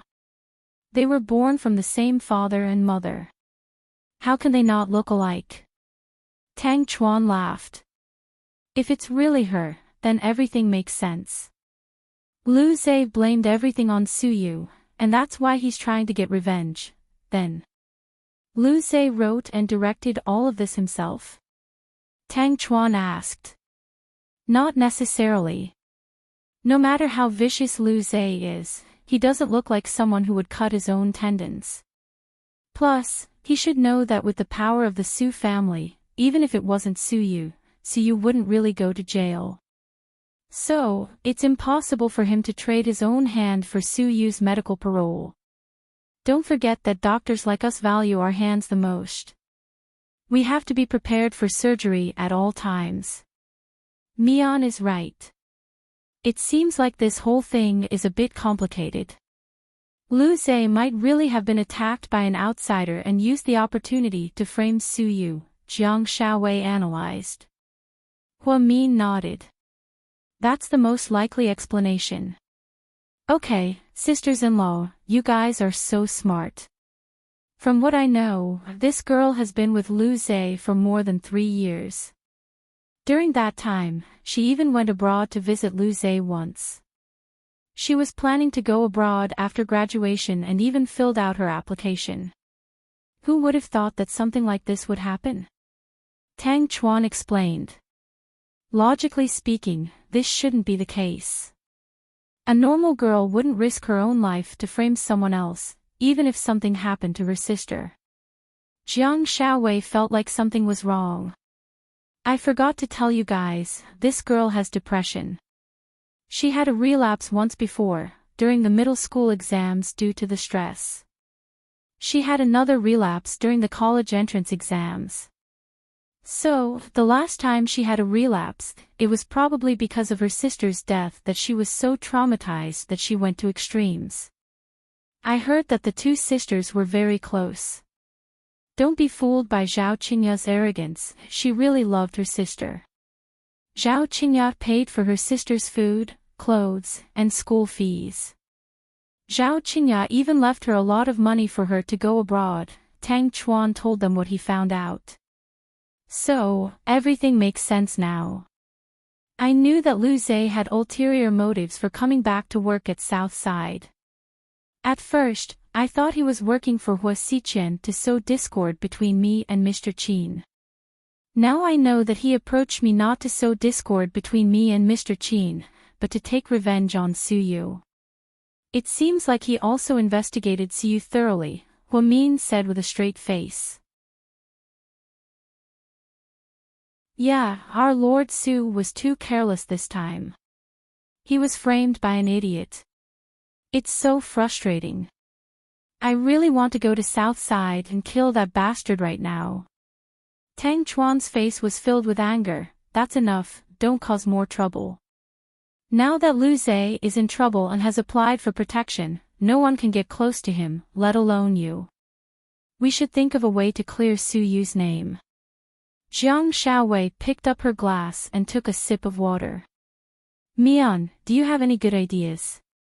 You're smart, we'll listen to you. Tang Chuan looked at Hua Min.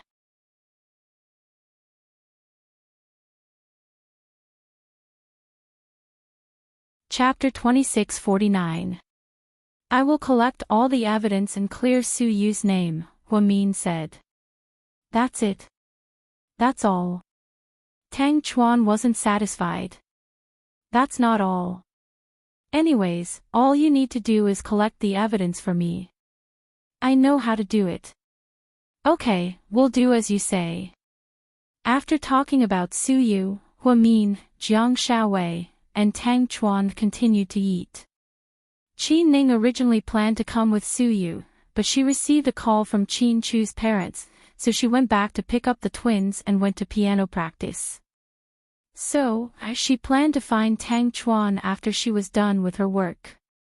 While the twins were in the piano room, Qin Ning sat in the living room and waited. She took out her phone and started texting her friends in America to relieve her boredom. Suddenly, she heard a woman's laughter behind her. Miss Qin, what a coincidence. Qin Ning turned around, and when she saw the woman behind her, her face fell slightly.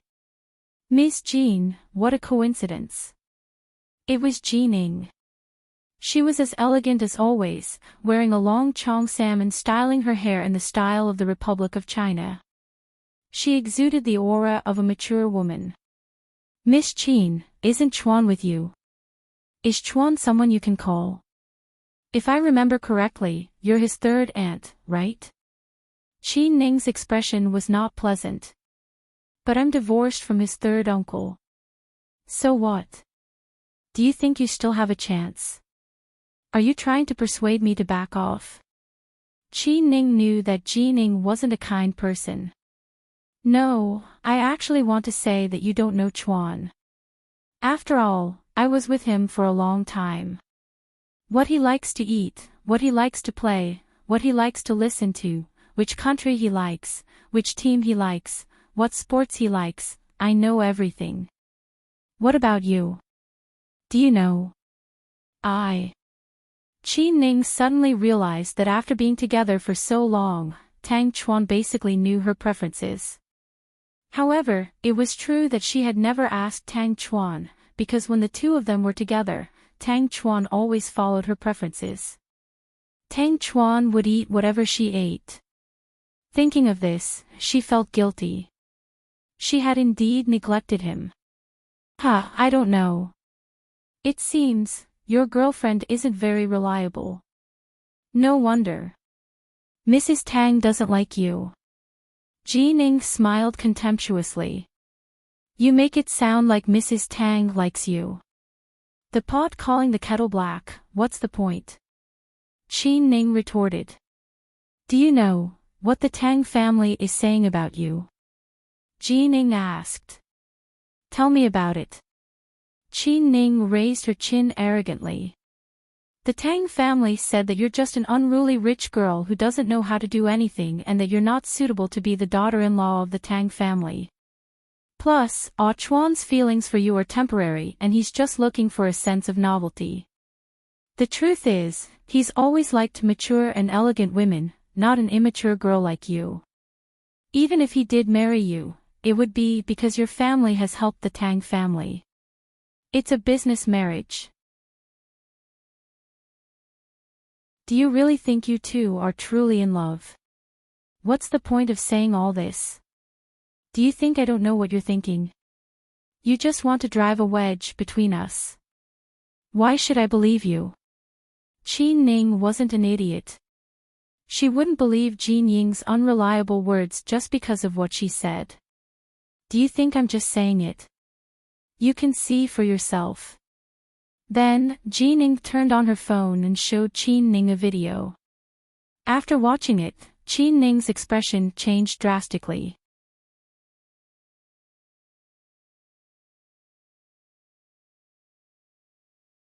Chapter 2650. Jining had recorded a short video, and the person talking in it was Tang Chuan's mother.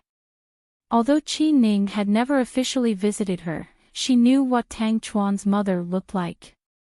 In the video, Tang Chuan's mother said loudly and disdainfully, "That little girl from the Qin family is shameless enough to throw herself at my son. Her father wants to give the company to my son, but unfortunately, my son has a backbone. The Tang family doesn't lack that little bit of pocket money. Who would want that? My son is still young and uncertain. He's just fooling around with that little girl for a while, and he won't get married. I've never liked the Chin family, especially that young president of GK. He's always so arrogant, as if they're the only rich family in the world. You guys, if there's a suitable girl with a clean background who's cultured and educated, introduce her to my son. She must be a virgin. I don't want my future daughter-in-law to be a bus driver. I don't want anyone to sleep with her, and I don't want my grandson to be born from a woman like that. Our family doesn't ask for a daughter-in-law to be super rich, even if she's not of the same social status, but I'm telling you, she must be filial to me and Tang Chuan. She must know how to take care of my son and be a good wife and mother. The video ended there, and Qin Ning's expression couldn't be described with the word ugly. How is it, Miss Qin? Are you sad? To tell you the truth, Tang Chuan's mother is very difficult to deal with. Even a rich girl who's better than you might not be able to catch her eye, let alone you. So, don't think that you're really Tang Chuan's fiancé. Thank you for your kindness, Miss Jean. No matter what the Tang family thinks of me, as long as Tang Chuan treats me well and loves me, that's all that matters. Even if they want to use your marriage and your family background, you don't care. Ji Ning asked in disbelief. Yes, I don't care, as long as Tang Chuan is with me. It's better than someone like you who doesn't know how to cherish him and only comes back to him after losing him, Qin Ning refuted Ji Ning. I really have to admire Miss Qin's open-mindedness. Ji Ning laughed sarcastically. You probably haven't heard of a story. Actually, marriages that are based on benefits will last longer. After all, a marriage of equal social status will help two people get along better. With your background, you should be very lucky to be able to marry his third uncle. It's impossible for you to marry Tang Chuan, but I can. Even if it's because of my family background, I'm willing, but you'll never be able to get it. That's it. Qin Ning's words infuriated Ji Ning. Well, in that case, I won't say more. Miss Qin, take care of yourself, hee hee. Ji Ning turned around and left. What a bitch. Qin Ning cursed as she looked at the woman's departing back.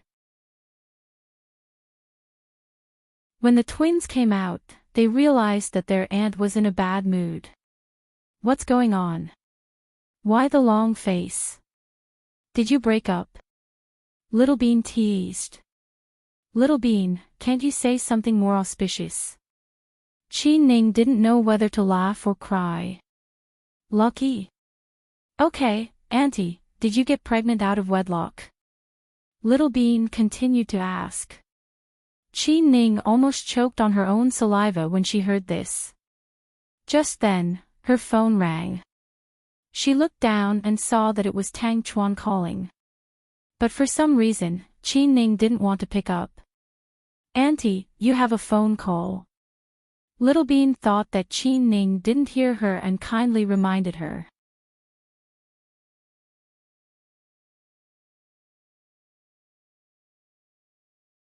Chapter 26:51. I heard it. You don't have to answer it, Qin Ning said angrily. Ugh. It seems like you guys are really fighting. Pudding glanced at her aunt helplessly. She felt so tired every day. Not only did she have to watch her parents fight, but she also had to watch her aunt and future uncle put on such a sad show. It's okay. Don't talk about it when you get home, okay? Qin Ning warned. Okay. Seeing their aunt's attitude, the twins didn't want to ask too much. When they got home, Qin Chu and Huamin had already gone home. It was rare for the whole family to gather together. Mrs. Qin had prepared a table full of dishes in order to ease the awkward atmosphere in the house. Grandma made a lot of the dishes today. You guys should eat some, Mr. Qin said to his twin grandsons. Grandma made the food herself. Thank you, Grandma. Mwah. Little Bean blew a kiss into the air. You're good at making people happy. Mama Qin smiled. Ning Ning, do you want to call your boyfriend and ask him to come over for dinner? Mr. Chin asked. No, uncle. What's wrong? Mr. Chin felt something was wrong and asked curiously. Ning Ning, what's wrong? Did you have a fight with Tang Chuan? Huamin tilted his head and looked at Qin Ning. He saw Tang Chuan at noon and didn't think there was anything going on between them. It's okay, sis-in-law. Let's not talk about it. You should ask my brother if he really wants me to take the twins with me. Qin Ning hadn't made up her mind yet. After all, they had never lived alone in the States. Would they really get used to being separated from their parents for so long? At this question, Huamian gently bit her lips. Honey, do you really want Ning Ning to take the twins with her? Mom and Dad will go with her. Don't worry. When this is over, we'll bring them back. But, is it safe? I'm afraid. Huamin still felt uneasy. It's safe. I've contacted Rick. His people will be waiting at the airport over there. There won't be any problems, Qin Chu said. But Huamin still felt that it was inappropriate. Before she could finish, Qin Chu interrupted her. While the children are gone, let's calm down and think about our business. Chu, Mian, you're both adults now, not kids anymore. Your mom and I don't want to talk too much about your relationship, but don't mess around. After all, you're parents now. Don't let outsiders laugh at you, Mr. Qin said seriously. Huamin nodded obediently. You're right, Daddy. Let's treat this trip to America as a vacation and visit your second uncle. We can also persuade him to stop being so pretentious and agree to Ning Ning's marriage with that kid from the Tang family, Mr. Qin said. Uncle, my matter is not urgent. You don't have to help me. Ever since she watched the video Ji Ning gave her, Qin Ning had been in a bad mood. She vented all her anger on Tang Chuan. Daddy, Mommy, but Sis and I don't want to go. We don't want to leave you, Little Bean said pitifully. It won't be long. Be good. When things are done here, I'll bring you back, okay? Qin Chu coaxed his two daughters gently. Although Pudding was unwilling, she nodded calmly. Okay. Let's do that. After dinner, Qin Chu went to the study while Huamin took the twins to their room to read stories. After Qin Chu went in, he received a call from Rick. Have you booked their trip? When will it be? I'll send someone to pick them up, Rick asked.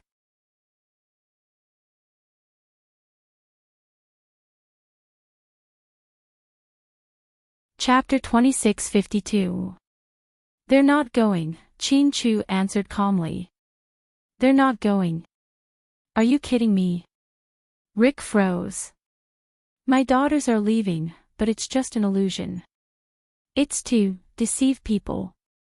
The news I release to the public is 2 days later.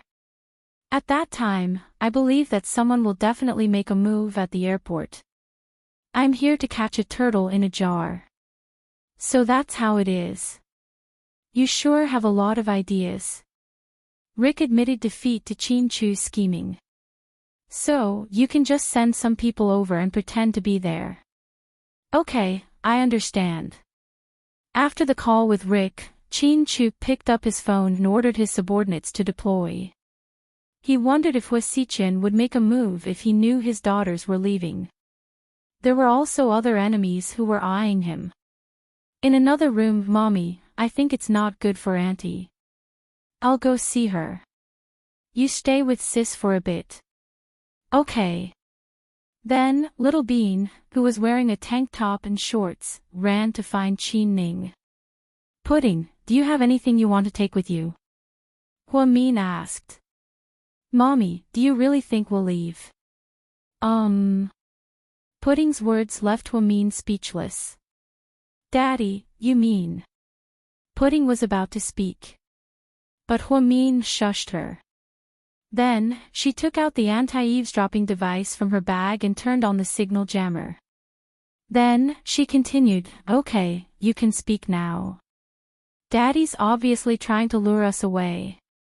He won't let us leave here and go to the States alone.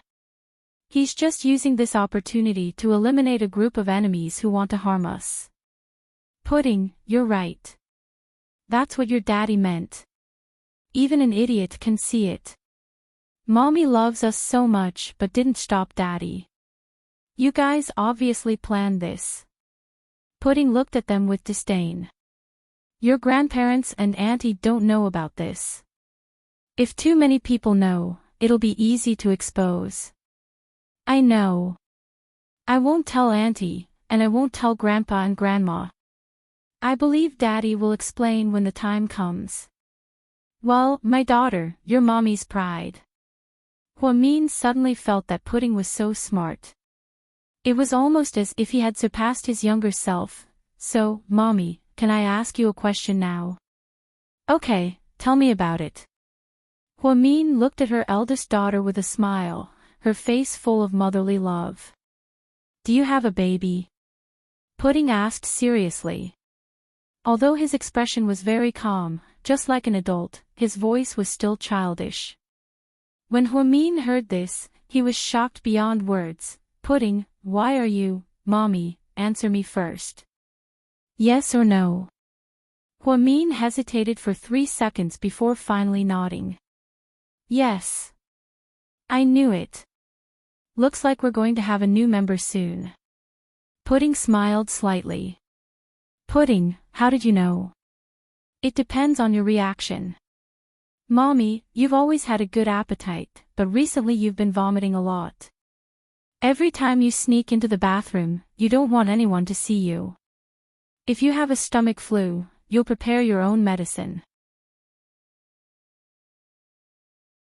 But I haven't seen you take any medicine." "Okay, you're so smart." Mommy is impressed. Hua-min patted Pudding's head lovingly. "Mommy, it's a good thing that you're pregnant. Why didn't you tell Daddy?" "If he knew, he'd be so happy," Pudding asked.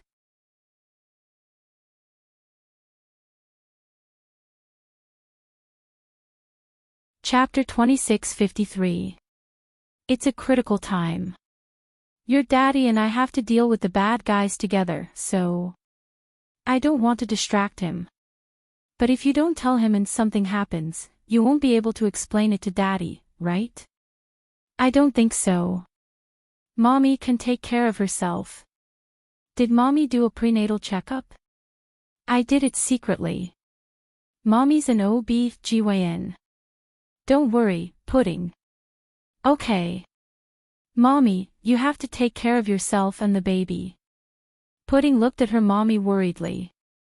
Hua-min picked up Pudding lovingly and placed her on his lap. "Oh, Mommy's pregnant now.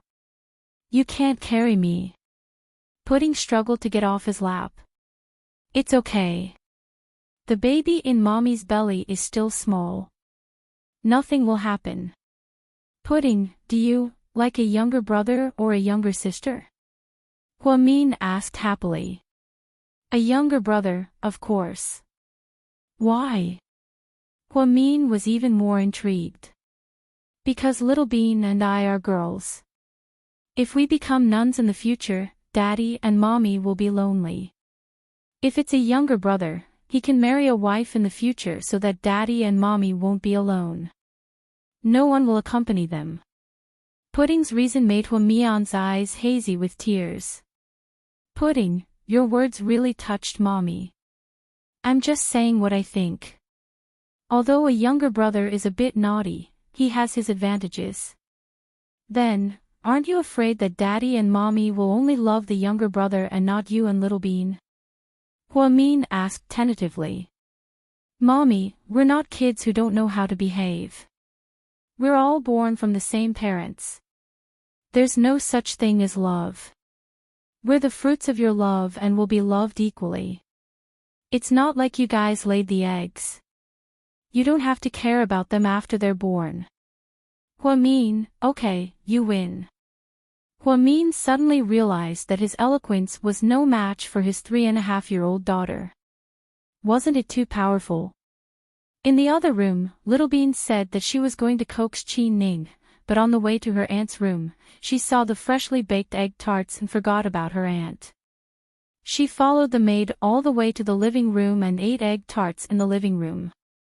She even nestled in her grandfather's arms and ate.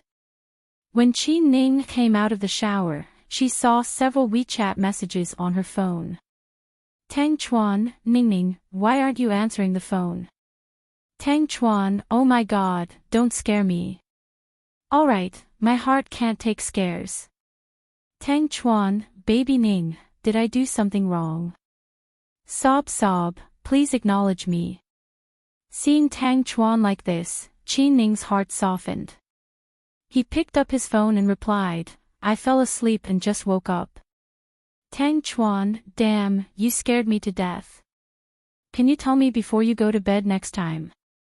Qi Ning, Tang Chuan, in the future. I mean, in the future, we can't be together anymore. If we break up, will you still remember me? Tang Chuan, I refuse to answer questions that won't happen, and I won't answer hypothetical questions like this. Qi Ning, I'm serious. What if we're not meant to be?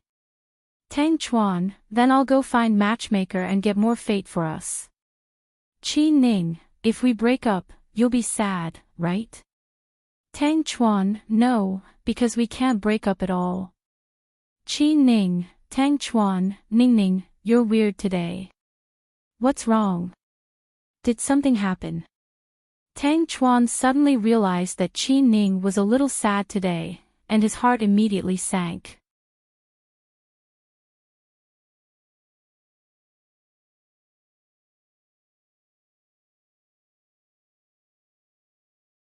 Young Master Tang, stop fooling around.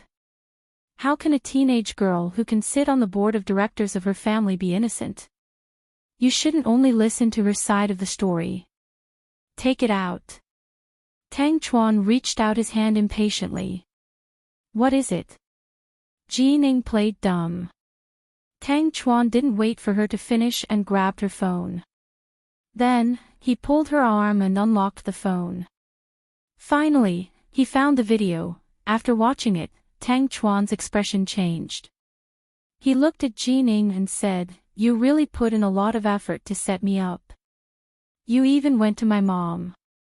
Ji Ning, not bad. You're getting more and more vicious. Ah, Chuan, it's not like that, listen to me. I did this because I still love you. I still want to be by your side. Ji Ning didn't expect that after a few years apart, Tang Chuan was no longer the reckless and stupid boy who could be played by her. The man in front of her was an angry beast. She was beginning to fear him.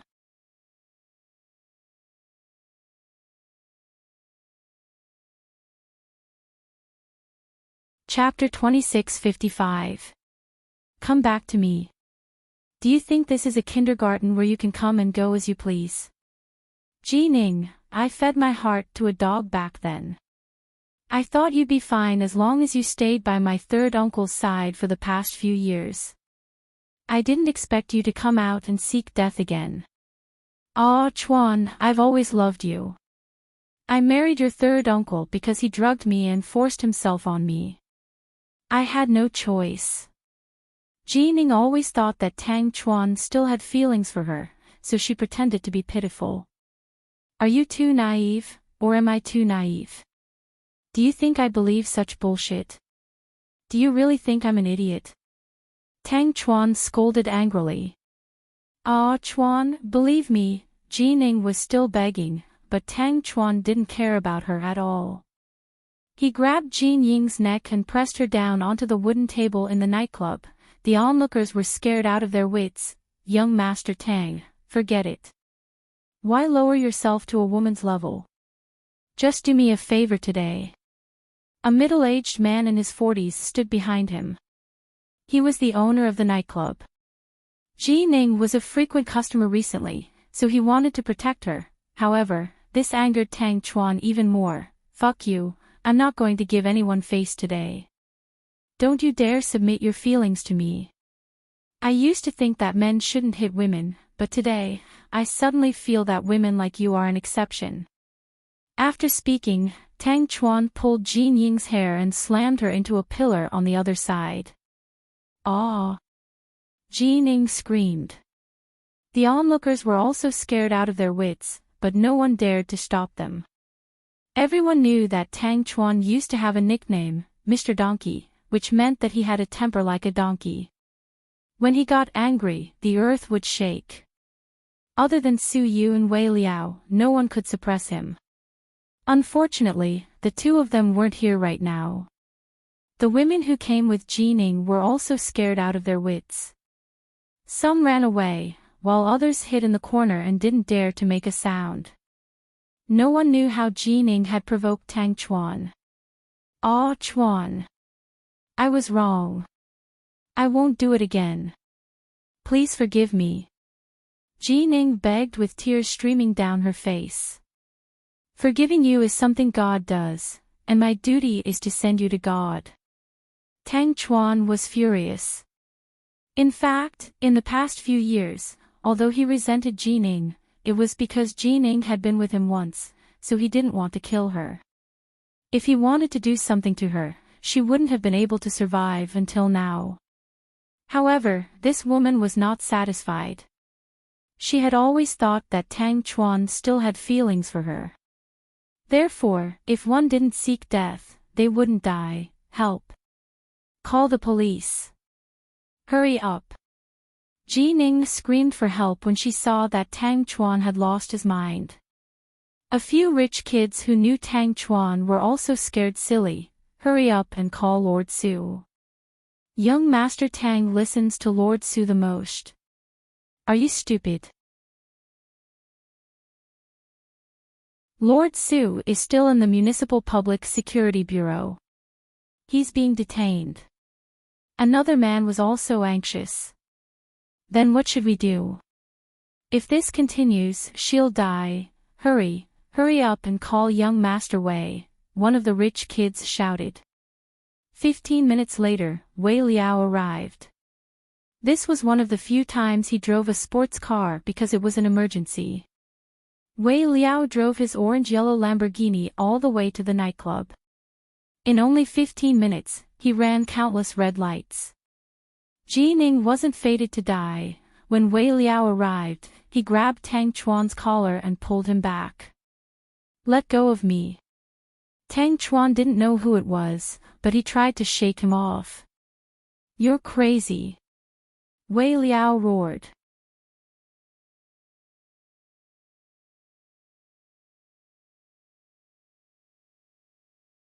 Chapter 2656.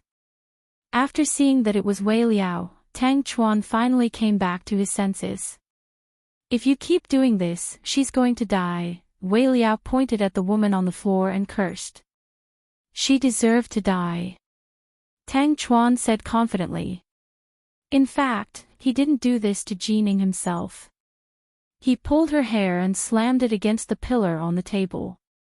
"You killed her in front of everyone. Do you think you can get away with it? Is it worth it for someone like her?" After Wei Liao said this, Tang Chuan lowered his head and didn't say anything else. He had just regained a bit of his rationality. "Call an ambulance and send her to the hospital. We will settle this privately. We'll pay for it.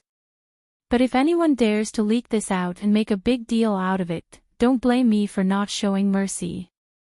Wei Liao's domineering words shocked everyone. 5 minutes later, the ambulance arrived and took Jining to the hospital. Wei Liao dragged Tang Chuan into the car and left the nightclub. Then, they went to a private club owned by the Wei family. Wei Liao drank with Tang Chuan. "Chuan, we've been brothers for years. I'll get straight to the point. Lord Su is still in the Municipal Public Security Bureau. I don't know how he's doing. Tell me, what are you doing?" "Jining, that bitch, is pushing me too far. She's been living a good life for the past few years, but when have you ever seen me talk to her? Tang Chuan took a sip of wine, depressed. Why did you go crazy this time? Is it because of Qin Ning? Wei Liao guessed. Tang Chuan didn't say anything and took another sip of wine. Qin Ning sent a WeChat message to Tang Chuan, saying that she was tired and was going to bed. The truth was, she didn't sleep well last night. At 6 in the morning, she sent a WeChat message to Tang Chuan with an emoji. Tang Chuan didn't reply, which made her even angrier. After getting up and packing up, she planned to go to Tang Chuan's villa to look for him later. When she went downstairs, she saw Huamin eating breakfast alone. Good morning, sister-in-law. Morning, Ningning. Where's my brother? Qin Ning was curious. Her brother woke up early every day at this time. Your brother has already gone out. So early. Qin Ning was surprised. Well, maybe I've been busy recently. Oh. Qin Ning sat beside Huamin and picked up a cup of warm milk as she spoke slowly. You don't look too good. Did you not sleep well last night? You have dark circles under your eyes. Oh, maybe it's the time difference, Qin Ning said perfunctorily. At that moment, Huamin's phone rang. Xiao Wei. What? There's such a thing. Oh my god, what happened to Tang Chuan? Okay, I got it. I'll tell Ningning. After speaking, Huamin hung up the phone with a serious expression. Seeing Huamin's expression, Qin Ning was scared out of her wits. She thought that Tang Chuan was in an accident. Sister-in-law, what happened? Something happened to Tang Chuan last night. What happened? Did he get into a car accident? Qin Ning was so scared that she was about to cry. She grabbed Huamin's hand with so much force that Huamin frowned in pain. Don't worry, it's not a car accident. Tang Chuan beat up Qin Ning last night for some reason and almost killed her. Later, Wei Liao went and talked him out of it, but he was in a bad mood and kept drinking with Wei Liao. Later, Wei Liao was trapped in the private room of the club and fell asleep.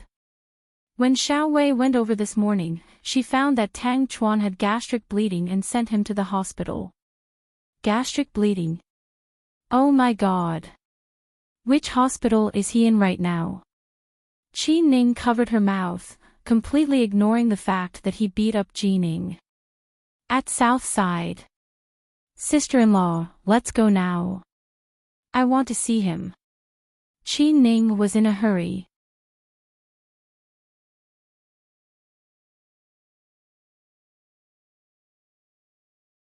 Chapter 2657. When Qin Ning and Huamin arrived at South Side, the sun had just risen. I'm going to the office to change into my uniform, Huamin said. Hey, it's already so late. Sister-in-law, can you come with me to see Tang Chuan first? Qin Ning grabbed Huamin's hand. Look at how impatient you are.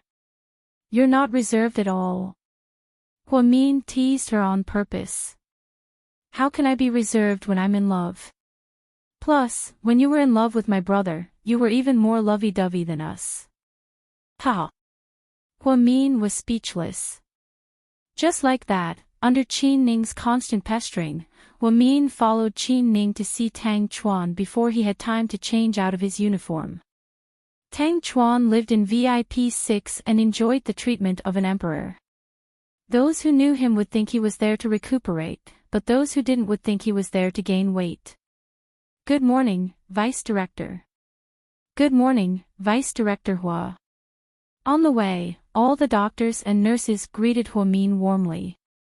Huamin, on the other hand, only wore a simple white short-sleeved shirt, black harem pants, and flats. Then, he wore a black Korean-style windbreaker and his black-rimmed glasses. He looked very cute. Although he didn't have the elegant and intellectual temperament he had before, he still looked much younger. Ever since Zhang Manlin deliberately imitated Huamin's clothes, her taste and style had changed. Go in. Why are you standing at the door? Huamin said with a smile. Sister-in-law. You go in first. What? Are you two having a fight? Huamin asked Qin Ning, sensing something was wrong. Not really. Anyway, you go in first. Hee hee. Qin Ning began to hesitate. Huamin had no choice but to push the door open and walk in. Inside, Tang Chuan was eating breakfast and the caregiver was mopping the floor. Ha! Sister-in-law, why are you here? Tang Chuan was a little surprised. I heard it from Xiao Wei. What happened? You've never been drunk before. How did you get gastragic? Huamin asked deliberately. Mistake. Tang Chuan replied with a smile as he craned his neck to look out the door. What are you looking at? Huamin asked deliberately. I'm fine. Are you disappointed that Ningning didn't come? No. After all, I didn't tell Ningning. She's always anxious.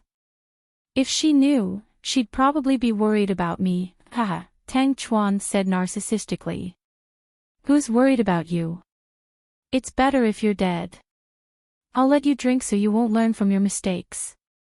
Qin Ning couldn't hold it in any longer as she pushed open the door and walked in. Seeing Qin Ning walk in, Tang Chuan was so excited that he almost jumped out of bed. Hey, what are you doing? You can't move. You're still on an 4 drip. Huamin immediately stopped Tang Chuan. Oh my god, you're really here. Tang Chuan's face was full of joy. Yeah, to see if you're dead. Qin Ning purposely put on a dark face. Haha, of course not. If I'm dead, you'll be a widow. Don't be so shameless. Fine, I'm not married to you yet, Qin Ning scolded. Ning, my hand hurts. Can you feed me some congee? I'm so hungry. Tang Chuan began to act like a spoiled child. In your dreams. You're just suffering from gastragic. It's not like you lost an arm or a leg. Qin Ning retorted. Do you have the heart to do that? Forget it, I won't eat. I'll just starve. Tang Chuan looked at the congee pitifully. Qin Ning's heart immediately softened. Look at you acting like a spoiled child. I knew you'd be fine.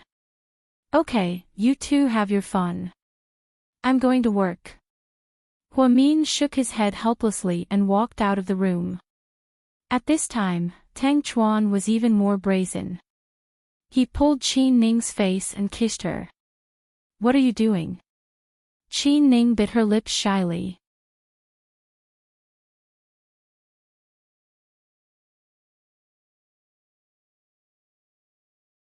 Chapter 2658. What am I doing? Can't I kiss my wife? Tang Chuan said matter-of-factly. How many times do I have to tell you, Tang Chuan? We haven't even gotten our marriage certificate yet. I'm not your wife yet. So you're blaming me for not proposing. Haha, then I'll propose right now. Let's go get our marriage certificate right now, okay? Tang Chuan held Qin Ning's hand tightly. You really want to marry me? Qin Ning looked up at him. Of course. Then, let me ask you, if I'm not Qin Ning, would you still want to marry me? Qin Ning asked again. Tang Chuan was dumbfounded. No, Ning, what do you mean? I'm confused. What do you mean you're not Qin Ning? Did the Qin family adopt you? Or Qin Chu's second uncle adopted you? Tang Chuan's imagination ran wild. No, what I mean is, if I'm just an ordinary girl, not the heiress of the Qin family, and not a member of GK's board of directors, would you still want to marry me? Tang Chuan finally understood what she meant after hearing her words. He slowly withdrew his hand from Qi Ning's hand, and his expression slowly fell. So, you think? I want to marry you because of your heiress status, and because I want your family's money? Qi Ning obviously didn't have the confidence to answer Tang Chuan's question. Ning, you're younger than me, so you're not mature enough to ask such a hurtful question. I won't blame you for now. Let's talk about a more obvious question. Do you think I need money? No. Qi Ning shook her head. Then do you think I want power? Not really. Qi Ning knew that Tang Chuan didn't even want to manage his own company. He preferred to be free and unrestrained, as happy as a bird. Or do you think you're the only heiress in the world, the only woman who's suitable for me? Tang Chuan asked sharply. That's not it. If you're looking for a rich girl, there are many candidates. I know you've always been good with women, Qi Ning replied expressionlessly. So, Ning, I think, a smart person like you shouldn't ask me such a stupid question. To be honest, your question pisses me off. I feel like I'm an idiot right now. We've been together for a long time. How can you not know me and ask such a stupid question? Tang Chuan said. I just. Qi Ning bit her lip and hesitated. At this moment, Tang Chuan suddenly thought of something. He looked up and asked her, so, it's because of the video that Qi Ning showed you, isn't it? Do you mind what my mother said? Qi Ning hesitated for a few seconds before nodding obediently. I knew it. I knew that woman was the most despicable. I should have just ripped her mouth apart. Tang Chuan was a little angry. Could it be that the video is fake? Did Qi Ning wrongly accuse your mother? Qi Ning asked in displeasure. No, the video is real. My mother didn't lie about what she said. Tang Chuan tried to explain patiently. So, I have a reason to suspect your family's motive for marrying me, right? I don't think what I did was despicable, Qi Ning questioned calmly.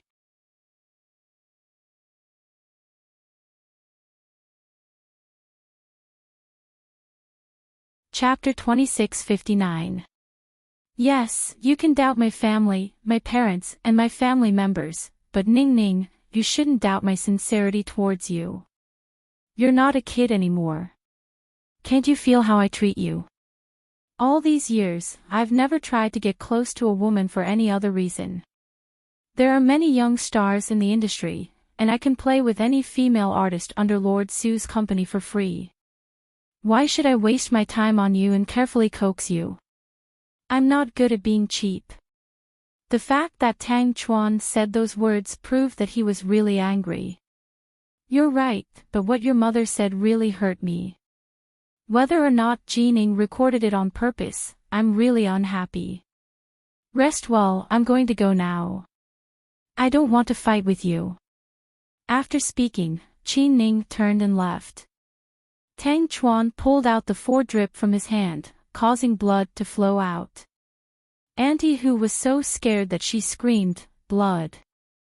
There's so much blood. Qi Ning turned around and saw the scene. Her face was extremely pale. Tang Chuan, what are you doing? Qi Ning lost control and yelled. Aren't you leaving? Why do you care if I die? Just go. Tang Chuan was also angry. Because of the rolling needle, there was a big bump on the back of his hand. The 4-drip was also all over the floor, mixed with blood. It was a heart-wrenching sight. Nurse, come and take a look. Qi Ning didn't have time to argue with Tang Chuan. She opened the door and called for the nurse. When the nurse came in, she took a look and said, "It's okay. It's just a rolling needle. You can use the other hand. All of you, get out." I'm not doing it. I'm leaving the hospital in a bit. Tang Chuan was also angry. You and Su Yu are really good friends. I heard that Su Yu has a bad temper, but it seems like you're even worse than him, Qi Ning said. If you don't want to see me, you can leave. Tang Chuan said angrily. I'm not leaving. You don't own the hospital. It's none of your business, Qi Ning said deliberately. Tang Chuan, Qi Ning, are you a 3-year-old? Tang Chuan looked at her angrily. No, I'm an adult in my 20s, but I'm willing to do what children do. This is called finding the lost innocence. Qi Ning raised her chin and looked at him provocatively. You, what do you think? Qi Ning had a "what can you do to me" look on her face. Tang Chuan was completely defeated. After the nurse watched the two people in front of her torture each other, she quietly left without saying a word. 10 minutes later, under Qi Ning's stern gaze, Tang Chuan pierced his other hand. In exchange, Qi Ning sat on the edge of the bed and fed him porridge. Hey, Tang Chuan, how did you know that I watched the video Qi Ning gave me? Qi Ning was angry just now, so she didn't pay attention to these details. But now that she thought about it carefully, she didn't tell him that Qi Ning came looking for her, nor did she tell him about the video. But why did he seem to know everything? My divine foresight. Don't talk nonsense. Tell me the truth. Hey. I did find out. Seeing how strange you were, I knew something was wrong. I checked your schedule that day and knew that you met Qi Ning. Then I went to find her and found the video on her phone. And then, hearing that Tang Chuan went to find Qi Ning's heart was still slightly jealous.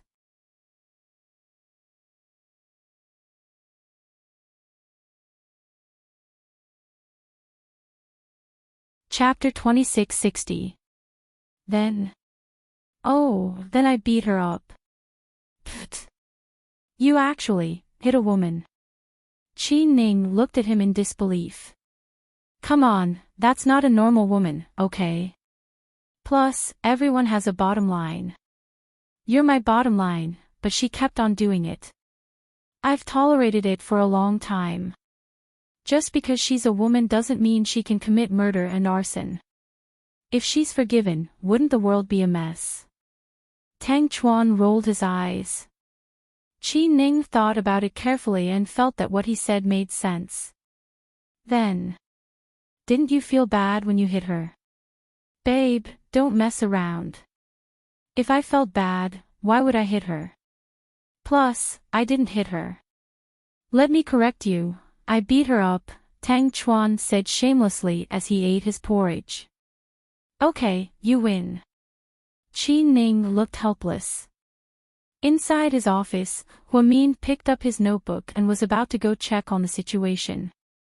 Just then, Chen Jia walked in and said, Chief, there's a forensic doctor from the city bureau.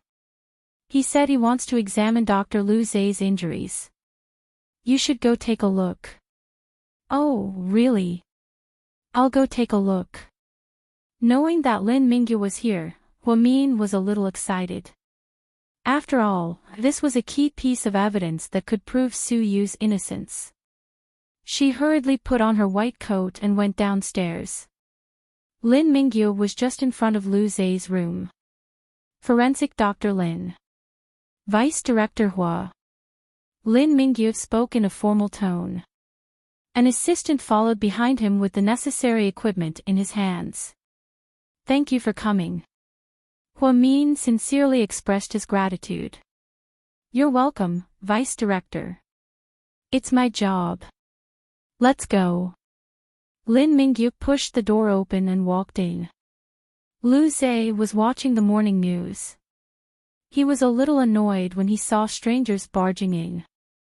Who are you? Who let you in? Lu Zai's temper was not small either. Let me introduce myself. I'm a forensic doctor specially hired by the city bureau, Lin Mingyu. Forensic doctor. Why are you looking for me? Aren't you supposed to work with corpses? I'm not dead yet. Did you walk into the wrong room? Lu Zhe scolded. I asked him to come, Huamin said seriously as he walked out from behind. Hua. Vice Principal, what do you mean by this? Why did you find a forensic doctor for no reason?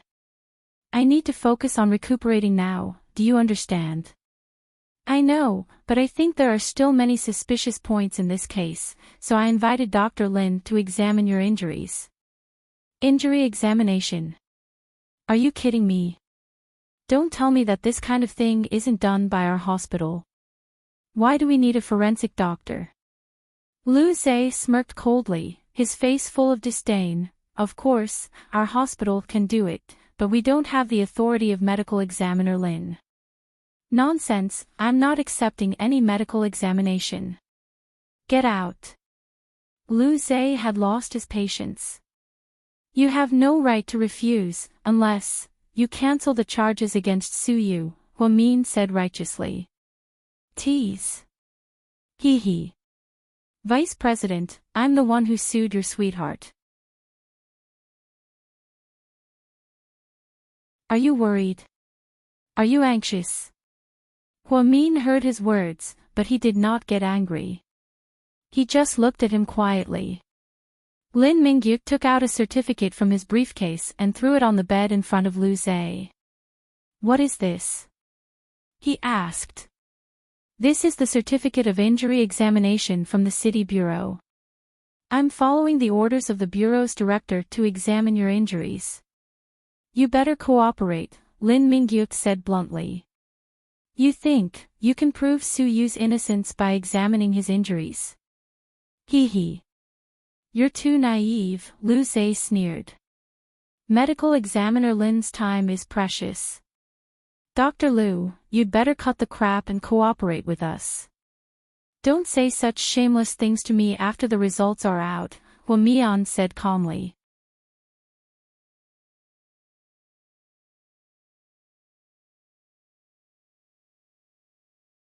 Chapter 2661. Lu Zhe always thought that his method was foolproof. Even if the wound was examined again, no one would be able to tell anything. After that night when he was stabbed by the mysterious man, Lu Zhe wanted to frame Su Yu even more. So, he made up his mind and stabbed the wound with his own fruit knife. Therefore, the wound on the surface was caused by the fruit knife. When Lu Zhe used the fruit knife, he wore a water mask so that no fingerprints were left behind. After Su Yu entered the room, he instinctively picked up the bloody fruit knife and became the culprit. Lu Zhe's method was vicious. Doctors only looked at the surface of the wound and would not look too deeply into it. As a forensic doctor, Lin Mingyu was very strict and took care of many details well. Moreover, he was a forensic doctor specially hired by the city bureau. This was why Huamin came to him. Lu Zhe cooperated and stayed still.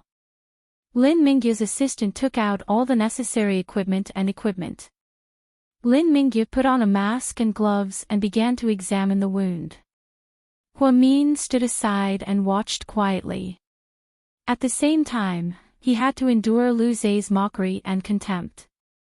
Vice President, tell me, why is your life so good? There are so many men who are head over heels for you. Logically speaking, your looks aren't that great, and your personality isn't that gentle. Could it be, because your skills in bed are good, that's why men can't resist you? Lu Zhe wanted to avenge Xiao Xia so much that his mind was clouded by hatred. Therefore, he didn't hate Huamin at first.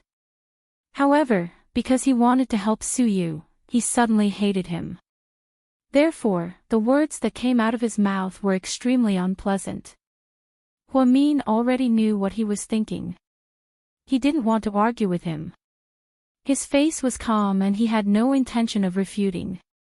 However, Lin Mingyu couldn't take it anymore. He subconsciously pressed hard on Lu Zhe's wound. Aya, what are you doing? Don't you know how to be gentle? Lu Zhe turned around and glared at Lin Mingyu. You're a man. Why are you acting like a woman? If all the men in our country were like you, when we fought against the US and aided North Korea on the battlefield, wouldn't we have been laughed at by the US military? Really, hee hee. Mr. Forensic Doctor, have I offended you in any way? Lu Zhe asked straightforwardly as he noticed Lin Mingyu's bad attitude. No. Then why do I feel like you have something against me?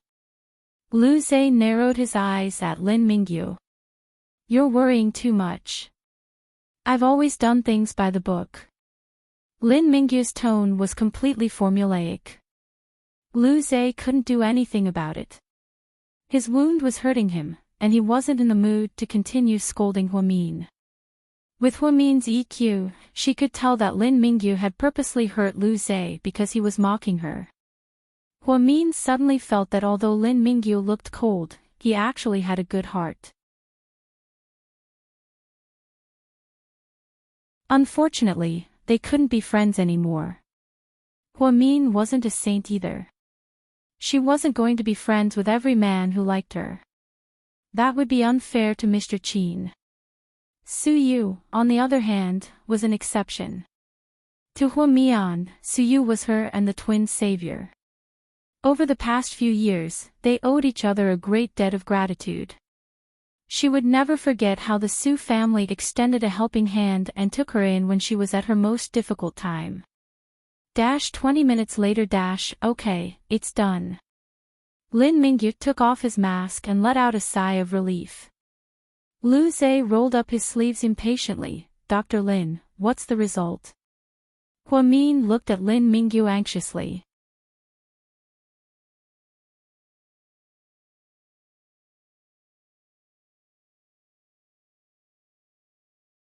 Chapter 2662. Let's talk outside. Why do we have to talk outside? Do you guys have some kind of secret? Why don't we talk here? When Lu Zhe heard that Lin Mingyu wanted to talk outside, he felt guilty for some reason. Therefore, he wanted to announce the results here. Lin Mingyu glanced at Huamin, waiting for her opinion. Then let's announce it here. I believe in Dr. Lin's fairness. Huamin nodded. Lin Mingyu took off his gloves and said slowly, Vice Director Hua's guess is correct. There is indeed something wrong with his wound. What do you mean? Speak clearly. Don't try to slander me. Lu Zhe continued to yell. The knife wound that injured his tendons and veins was not caused by a fruit knife. If I'm not mistaken, it was caused by a limited edition military dagger produced by a German factory in 1997. That dagger was extremely sharp and could cut through iron like mud. The person who injured him was after his life. What nonsense are you talking about? Lu Zhe's expression changed. Don't be hasty. I'm not done yet. On the surface of the wound, there is a superficial wound caused by a fruit knife. However, the fruit knife's wound is very shallow. It's not enough to cut through the tendons. Very good. Huamin nodded in satisfaction. It seemed that her guess was correct. But you can't say that Su Yu isn't guilty just because he didn't cut my tendons. He tried to hurt me with a knife, so he's guilty of attempted murder. Lu Zhe was adamant that Su Yu wanted to hurt him. Lin Mingyu glanced at Lu Zhe coldly and continued, that's the crux of the problem. Even though Su Yu's fingerprints were on the fruit knife, Su Yu didn't do it.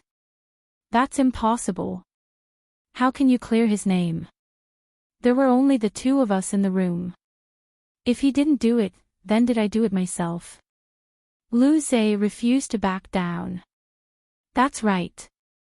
You did it yourself. Don't forget that the angle and strength you use to cut yourself is completely different from the angle and strength other people use to cut you.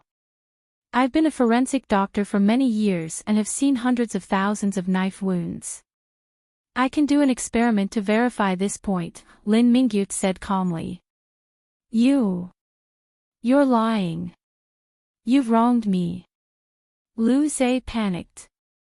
I've never wronged myself. I'm a qualified forensic doctor. Alright, Dr. Lin, I have a rough idea of the results. Thank you for your hard work. You're welcome. It's what I should do. I'll go back to the city bureau to write a report and submit it. Okay, let's talk later. Huamin politely said goodbye to Lin Mingyu. After Lin Mingyu left with his assistant, Huamin returned to the ward. Don't think that just a few words from a forensic doctor will be enough to clear Su Yu's name. It's not that simple. Lu Zhe refused to admit defeat. Huamin only smiled faintly. What are you laughing at? Lu Zhe knew that Huamin was famous for being calm and quick-witted, so when she smiled like that, he felt a chill run down his spine. Let's not talk about this for now. Let's talk about the past. Lu Zhe didn't say anything. He simply glanced at Huamin. Your girlfriend is very pretty. Huamin said. Lu Zhe's expression changed slightly.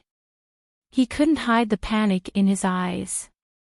What are you talking about? I don't have a girlfriend. The whole world knows that I'm single, Lu Zhe argued. If you say that, what would the late Zhao Xia think? Would she be sad? Lu Zhe's eyes widened as he stared at Huamin, but he couldn't say anything.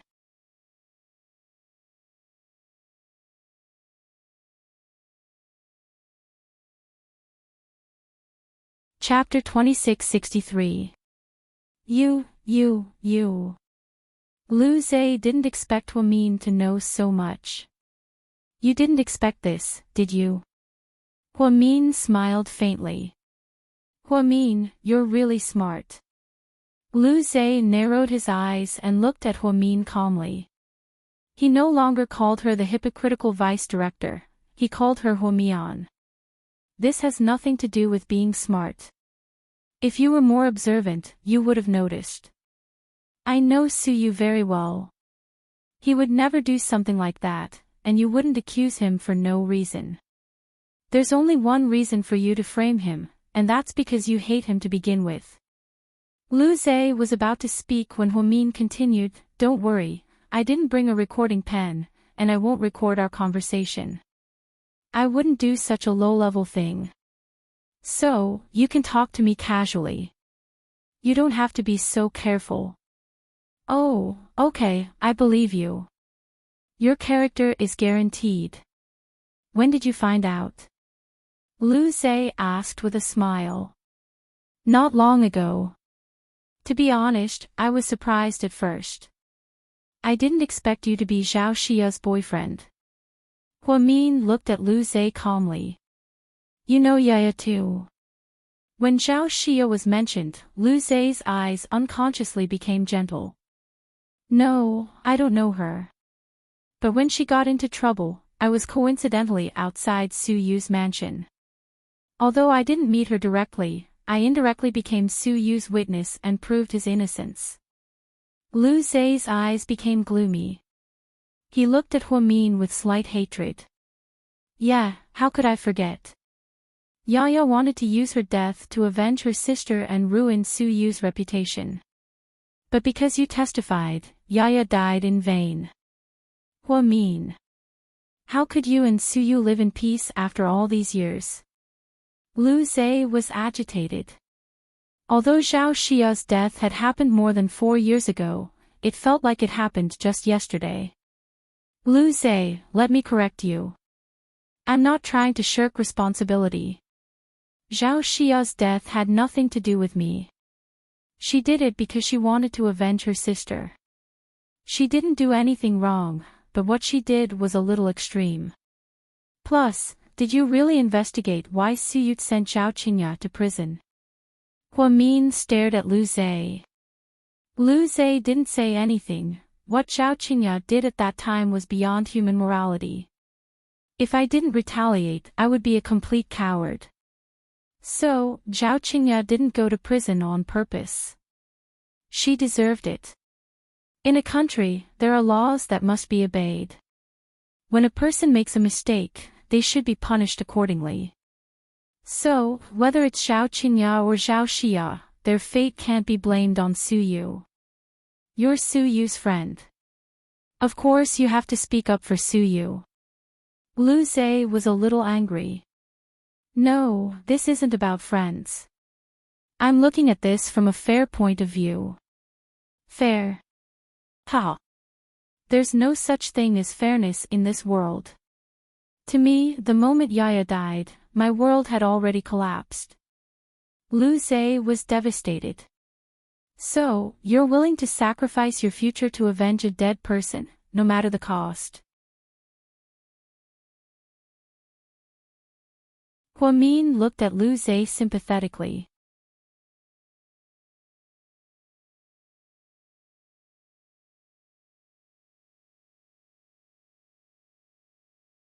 Chapter 2664. Huamin, you're not me, so you won't feel the same way. If something happened to Qin Chu, you'd probably want to destroy the whole world, right? Lu Zhe sneered. Yes, you're right. I love Mr. Qin very much. If something happened to him, I'd want the whole world to die with him. But, that's just a thought, I won't do it. I won't implicate the innocent. I'm deeply sorry about Zhao Xia's death, but if you want to make Su Yu the scapegoat because of this, then I'm sorry, but you've miscalculated. It seems like I'm not as good as you. That's why I failed. I thought it was because my plan was meticulous enough. Lu Zhe said regretfully. You're very meticulous, but I'm also a doctor. It's normal for people to make mistakes. You're smart, but sometimes you're too smart for your own good. Even if Dr. Lin didn't come to examine your wounds today, I still have a way to prove Lu Zhe's innocence. That's not why I came to talk to you today. I have a more important question to ask you. Huamin crossed his arms and walked closer to Lu Zhe's bedside. Lu Zhe raised his head and looked into Huamin's clear eyes. Who did that fatal stab? Huamin asked. I really don't know. I didn't see the person's face clearly, Lu Zhe replied.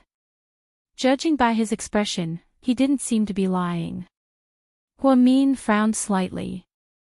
That's strange. You just came back not long ago and don't have any enemies. Who would want you dead? The neighborhood I live in is famous for being rich. Could it be a robber? Lu Zhe guessed. But nothing was stolen from your house. Plus, your neighborhood has always been very safe. How powerful would the robber have to be able to cut off your security system, follow you upstairs, and then kill you? I think he wanted you dead. Now that you mention it, I remember that he said he didn't want money, he just wanted me dead. Lu Zhe suddenly recalled the conversation he had with the mysterious person that day. Think carefully. Do you have any enemies? I really don't. That's strange. Anyway, you should be careful. Huamin's expression was serious. It doesn't matter. I thought I could slowly trip Su Yu, and then I'd be able to answer to Yaya. You're so silly. I think that if you and Zhao Xia were truly in love, she would want you to live well. Of life is precious because we only have one chance. This isn't a game where you can revive or restart after you die. You don't have to persuade me. I won't give up my revenge just because of your words. Dr. Lu, you're thinking too much. I don't have the heart of a saint to persuade you or influence you. I'm just stating facts. It doesn't matter to me whether you listen to me or not. I won't give up on revenge. Even if Su Yu escapes this time, I'll go after him in the future.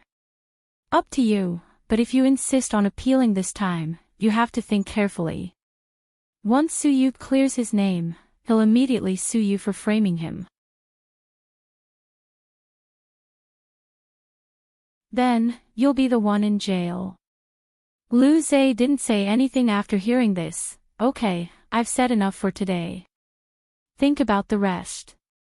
Then, Huamin turned around and walked out. Huamin, I'm so jealous of Su Yu, Lu Zhe suddenly said fiercely.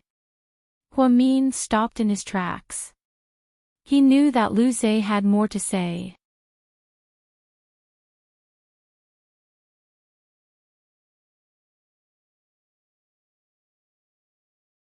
Chapter 2665. Why would I be jealous of Su Yu? Huamin wondered if it was because of Su Yu's status as a prince. Was it because of power and money? Because he has a friend who treats him the way you do, Lu Zhe said slowly. Huamin opened her mouth but didn't know what to say. She had heard a lot of compliments, but hearing Lu Zhe's acknowledgement of her in a situation like this was a strange feeling. Before Huamin could say anything, Lu Zhe continued, "Before I came back to China, I heard someone say something interesting." "What was it?" Huamin turned around. "Whoever gets Huamin wins the world," he said. Huamin, so, shouldn't you be jealous of my husband, Qin Chu? Huamin asked back. No, Qin Chu has already reached a point where I can't be jealous of him. You've known him since you were young, how can your friendship be compared to others? The reason I'm jealous of Su Yu is because out of all the suitors around you, some failed to confess and were rejected, some were secretly in love and didn't dare to say it out loud, and some schemed but didn't even get a smile from you. Only Su Yu was able to confess his feelings to you, and he was able to be your friend and quietly stay by your side for 4 years. Most importantly, when something happened to him, you were the first one to stand up for him. It's enough to have a friend like you in my life. Lu Zhe's eyes were filled with envy and jealousy as he spoke. Huamin finally understood what he was trying to say. In the end, Huamin didn't say anything and turned around to leave the room. On her way back to her office, she took out her phone and suddenly posted something on her WeChat friend circle. I heard that whoever gets Huamin wins the world, but do you think the world is that easy to get? Zhu Lingling, hahaha, you little joker, you're in a good mood today. You actually posted something on your WeChat friend circle. Gao Ran replied to Zhu Lingling, honey, pay attention to your image as the director's wife. Huamin replied to the poster above, you two go home and flaunt your love. There's no charge here. Jixin, hahaha, sis, does that mean I was born with half the world? I grew up with you. Huamin replied to Jixin, of course. Therefore, you have to burn incense and kowtow to be thankful that you are my younger brother. Tang Chuan, sister-in-law, is mighty and domineering, nothing wrong with that. Qi Ning replied to Tang Chuan, don't flatter me. This is Little Bean's specialty. Little Bean replied to Qi Ning, Auntie, I got shot while I was taking a dump. Can you not mention me all of a sudden? I feel so wronged. Pudding, in my opinion, the moment I was born, I could easily own the world. Huamin replied, moi. Jiang Xiaowei, it's so lively today. Looks like Mian is in a good mood today. Huamin replied to Jiang Xiaowei, of course, it's done. Jiang Xiaowei replied to Huamin, Mian is so cool. That's awesome, ah. Huamin replied to Jiang Xiaowei, I really have to thank Lin Mingyu in person later. Zhu Lingling, what are you two talking about? I don't understand a single word. Huamin replied to Zhu Lingling, you'll understand soon. At this moment, Qin Chu was in a cafe, listening to Zhang Manlin's report on Hua Xiqian's recent situation. Zhang Manlin was talking excitedly, but Qin Chu wasn't in the mood to listen. He lowered his head and played with his phone. When he saw Huamin's post, he couldn't help but laugh. Just as he was about to comment, he suddenly remembered that they were still pretending to be in a Cold War. Therefore, he had no choice but to hold back and send Huamin a private message. It's not easy to get the world. That's why I struggled for so many years. You're tuning into the LoveLore Library YouTube channel. We're so grateful for your support, and don't forget to subscribe to join us on this incredible journey through captivating stories. Your generosity through donations truly makes a world of difference, as it's the primary source of revenue that allows me to expand and enhance this channel for you. Thank you from the bottom of my heart for being a part of this adventure.